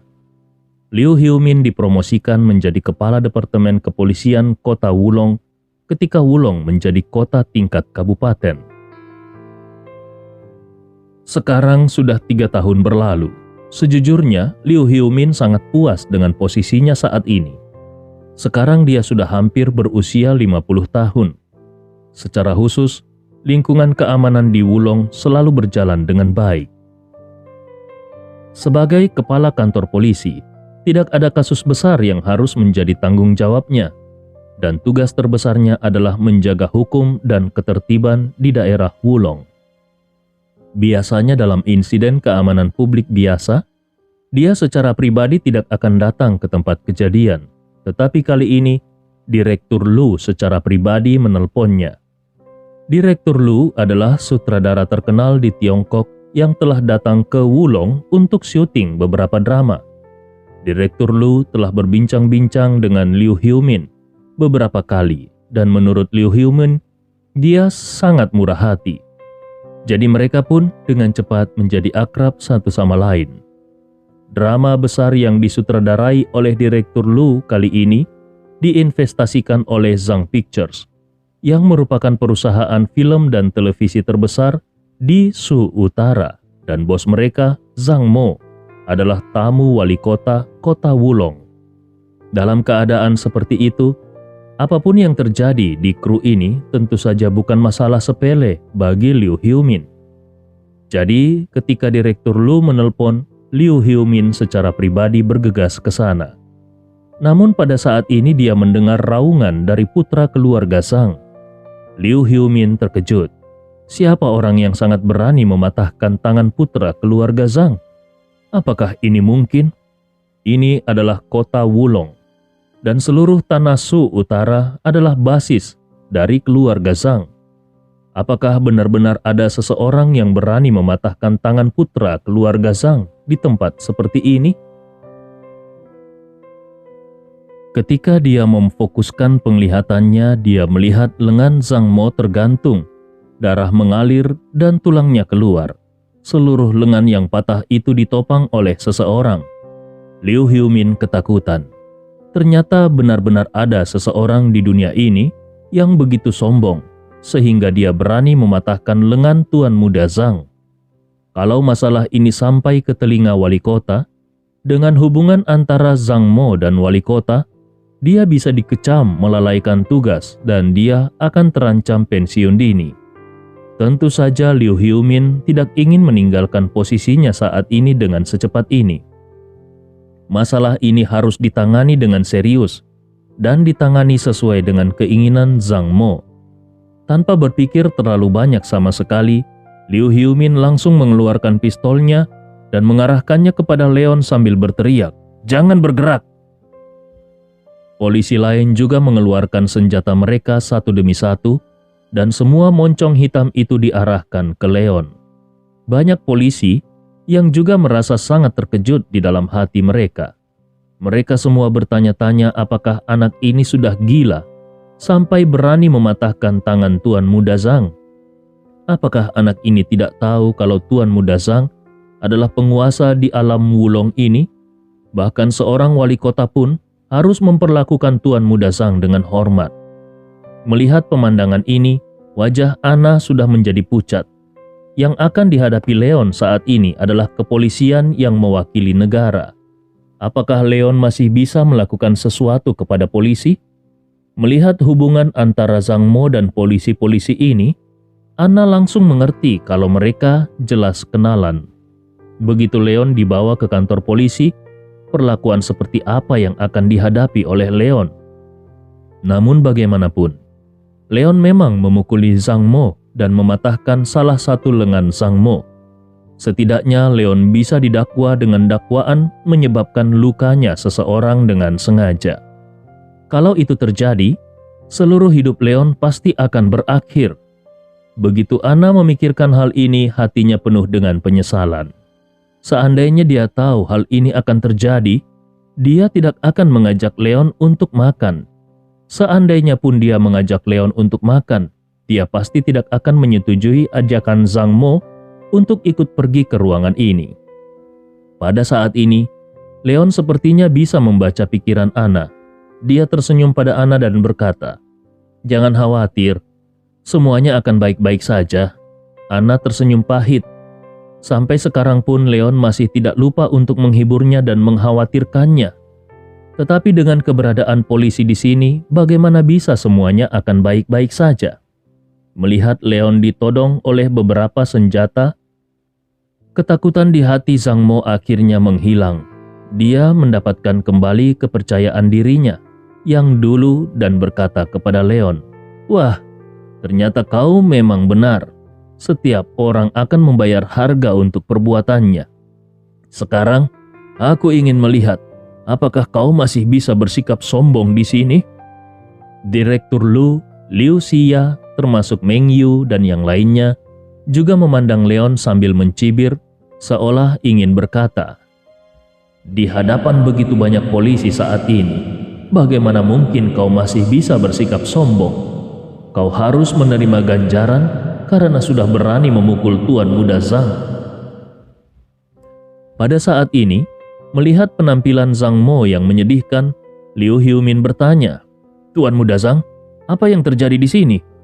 Zhang Mo tidak perlu menceritakannya secara pribadi karena Direktur Lu yang ada di samping telah menambahkan banyak bumbu-bumbu ketika menjelaskan kejahatan yang baru saja dilakukan oleh Leon. Beberapa artis populer lainnya yang juga ada di samping mengangguk menjadi saksinya. Ketika Liu Hiumin mendengar kalau Leon benar-benar memukul Zhang Mo hanya karena beberapa lelucon, dia langsung menjadi marah. Bagaimana bisa ada orang yang begitu sombong di dunia ini? Hanya karena beberapa lelucon beraninya orang ini mematahkan tangan orang lain. Dan yang lebih kurang ajar lagi, korbannya adalah putra dari keluarga Zhang. Liu Hiumin yang merasa marah di dalam hatinya berkata dengan tegas, "Tuan Muda, yakinlah, aku pasti akan menegakkan hukum secara tidak memihak dalam masalah ini. Dan tidak akan pernah membiarkan penjahat manapun tidak dihukum atas kejahatannya." Zhang Mo mencibir pada Leon lalu kemudian berkata kepada Liu Hiumin, "Petugas Liu, aku merasa lega mendengar kata-katamu. Aku percaya kau pasti bisa menangani masalah ini dengan baik." Setelah mengatakan itu, Liu Hiumin segera berteriak kepada bawahannya yang ada di sampingnya, "Ayo, bawa dia ke kantor." Dengan segera, beberapa petugas polisi bergegas menuju Leon. Anna yang ada di samping Leon merasa sangat ketakutan, sehingga dia tidak tahu harus berkata apa. Sementara yang lainnya terlihat sangat senang dan puas. Namun, tepat ketika beberapa petugas polisi itu hendak bergegas ke arah Leon, Leon mengatakan sesuatu kepada Liu Hiumin dan Zhang Mo dengan ringan. "Kalau kalian tidak ingin mendapatkan masalah, kusarankan kepada kalian untuk bersikap seolah-olah semua ini tidak pernah terjadi." Keduanya kembali tercengang.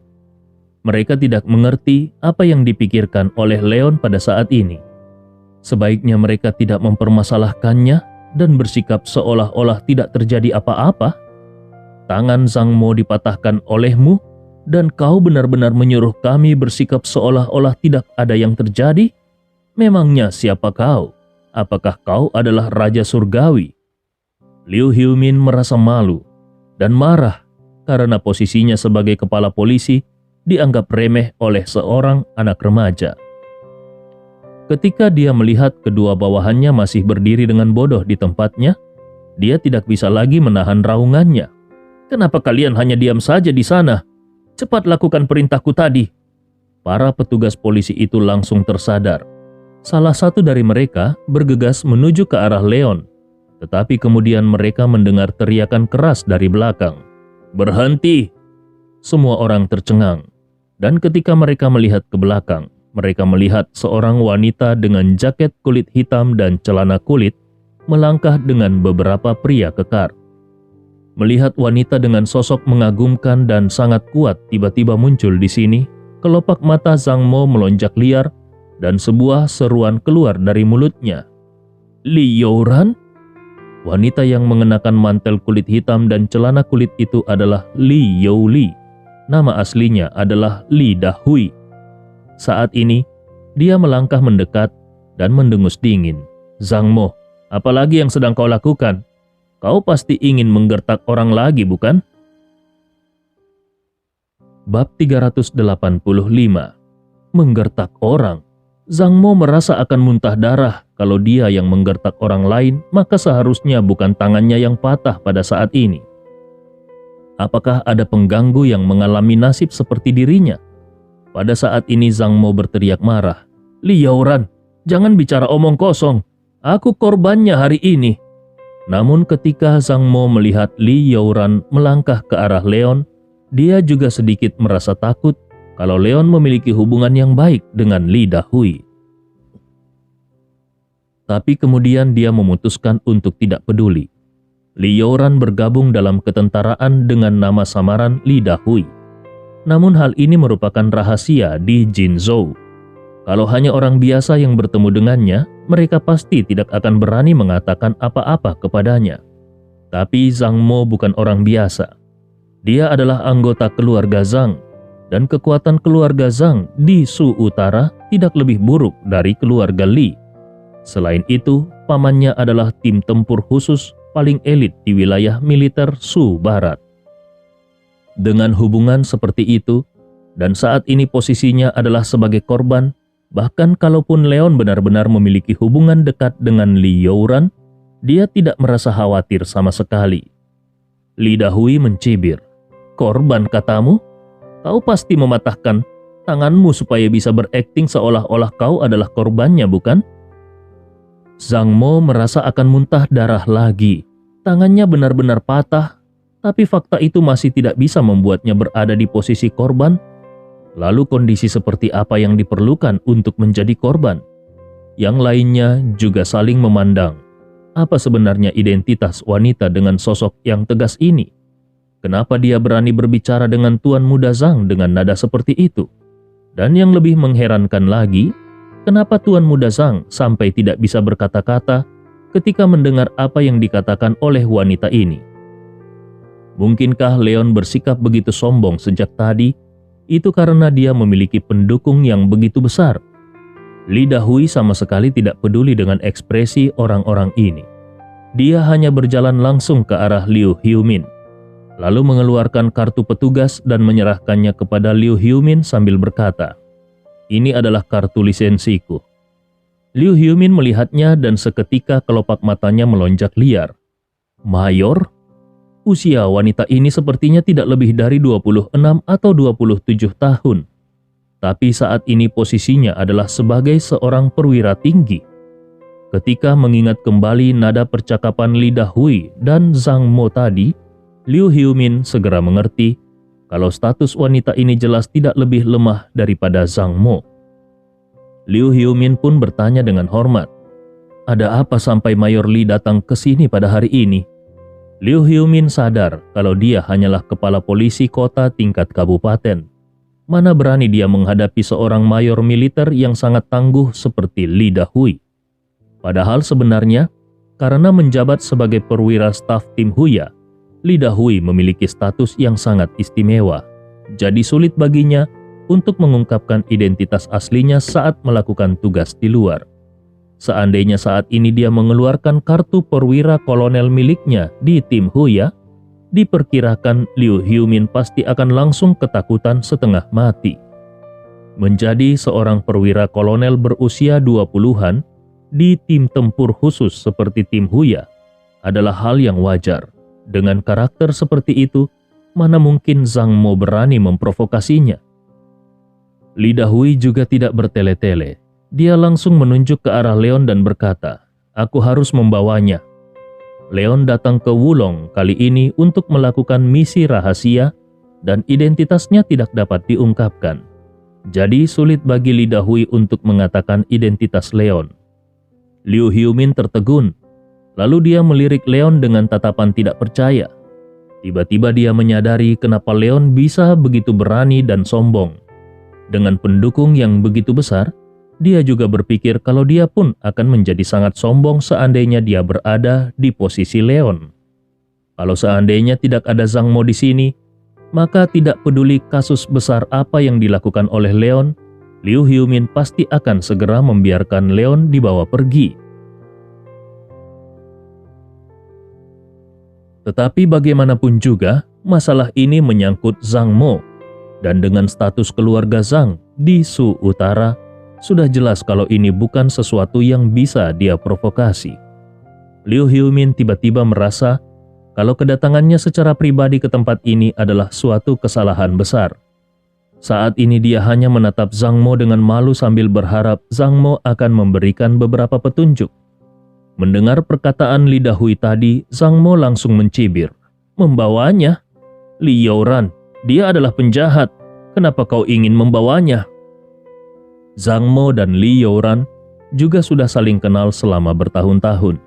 Di masa lalu, ketika Zhang Mo mempergunakan status keluarganya untuk menindas orang biasa, dia bertemu dengan Li Dahui. Sejak dulu Li Dahui sudah menjadi wanita yang kuat dan juga tidak banyak bicara. Apalagi dulu Zhang Mo adalah orang yang selalu membuat onar. Tapi kali ini, dia adalah korbannya. Bahkan kalau berita ini sampai ke telinga para tetua di keluarga Zhang, dia merasa sangat yakin kalau para tetua pasti akan membelanya, karena itulah dia tidak mau menyerah. Li Dahui mencibir kembali. Zhang Mo, unit militer kami sedang mengerjakan proyek. Apakah kami masih perlu memberitahumu proyek apa yang sedang kami kerjakan itu? Zhang Mo memandang Li Dahui dengan sengit dan juga balas mencibir. Hei Li Youran, jangan berpikir bahwa karena kau masuk ke tentaraan, jadi kau boleh meremehkan orang biasa seperti kami. Jangan lupa, paman bungsuku juga ada di ketentaraan, dan kau juga pasti tahu posisinya saat ini, bukan? Mungkin seharusnya Zhang Mo tidak menyebutkan tentang hal itu. Karena begitu dia menyebutkan tentang hal itu, sudut mulut Li Dahui menunjukkan senyum aneh, seolah-olah dia sedang memikirkan suatu gambar lucu. Li Dahui pun langsung berbicara. Zhang Mo, bukankah kau sendiri yang mengatakannya? Yang berada di ketentaraan itu adalah pamanmu, bukan kau. Zhang Mo merasa marah. Sampai di titik ini pun, ternyata Li Dahui tetap saja meremehkannya. Zhang Mo sebenarnya cukup takut pada paman bungsunya itu. Kalau ini adalah urusan yang lain, dia pasti tidak akan berani menjual nama paman bungsunya itu. Tetapi kali ini keadaannya berbeda. Dia tidak melakukan kesalahan, tapi dia dipukuli oleh seseorang. Zhang Mo sangat yakin kalau paman bungsunya juga pasti akan berada di pihaknya. Jadi saat ini dengan sangat percaya diri dia berkata, "Kau tunggu saja. Kebetulan saat ini pamanku juga sedang berada di Wulong. Dia pasti akan membelaku."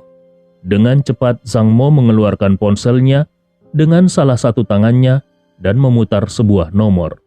Sepertinya keberuntungan Zhang Mo sangat bagus, karena teleponnya terhubung dengan cepat. Di ujung lain telepon terdengar suara yang tidak sabaran. "Ada apa?" Zhang Mo langsung menjawab dengan sedih. "Paman, aku dipukuli." Di ujung telepon yang lain tiba-tiba ada keheningan.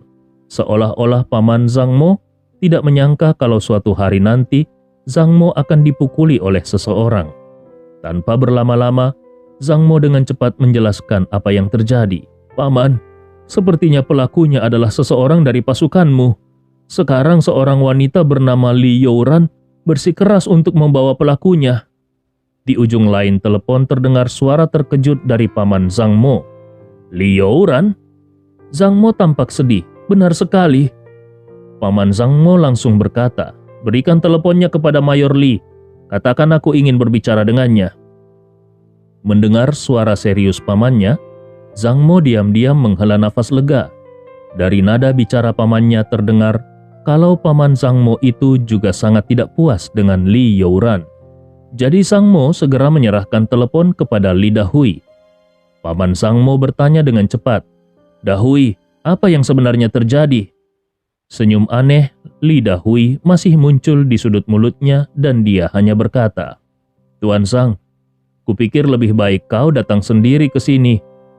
Paman Zhang Mo berkata dengan tegas, "Baiklah, Li Dahui melambaikan, mengembalikan telepon ke Zhang Mo dan berkata sambil tersenyum, "Oke, paman bungsumu itu akan segera datang. Tapi percayalah, kau pasti akan menyesal sudah melakukan panggilan ini." Zhang Mo sama sekali tidak menghiraukan kata-kata Li Dahui. Dengan cepat dia membantah, "Hei, kaulah yang akan menyesalinya." Saat ini, tangannya masih berdarah. Dengan kondisi saat ini, bahkan kalau paman bungsunya bersikap kasar pada dirinya, pamannya tidak akan mungkin untuk memarahi dirinya, bukan? Dengan sikap pamannya yang adil dan tegas, bahkan kalaupun Leon memiliki hubungan yang baik dengan Li Dahui, pamannya itu pasti akan menegakkan keadilan untuk dirinya. Hanya dalam beberapa saat, seorang pria berseragam militer dengan pangkat kolonel di bahunya sudah melangkah mendekat. Zhang Mo langsung berteriak pada pamannya itu dengan ekspresi keluhan di wajahnya. Tidak lupa dia menggerakkan tangannya yang patah ke depan. Ketika yang lainnya melihat kalau seorang pria dengan pangkat kolonel yang datang, mereka sangat ketakutan sehingga mereka tidak berani bernafas. Hanya orang-orang dari keluarga Zhang yang bisa menjadi seorang kolonel di usia yang begitu muda. Melihat tangan Zhang Mo yang patah, pria itu mengerutkan keningnya. Apa yang terjadi? Zhang Mo mencoba untuk menjelaskan. "Paman, ini..." Namun Li Dahui sudah langsung menyela kata-kata Zhang Mo sambil tersenyum. "Tuan Zhang, entah apa yang membuat keponakanmu ini berani memprovokasi instruktur. Ketika dia diberi penjelasan oleh instruktur, ketika dia diberi pelajaran oleh instruktur, dia menangis dan memanggilmu untuk memutuskan keadilan baginya." "Instruktur?" Zhang Mo langsung tercengang.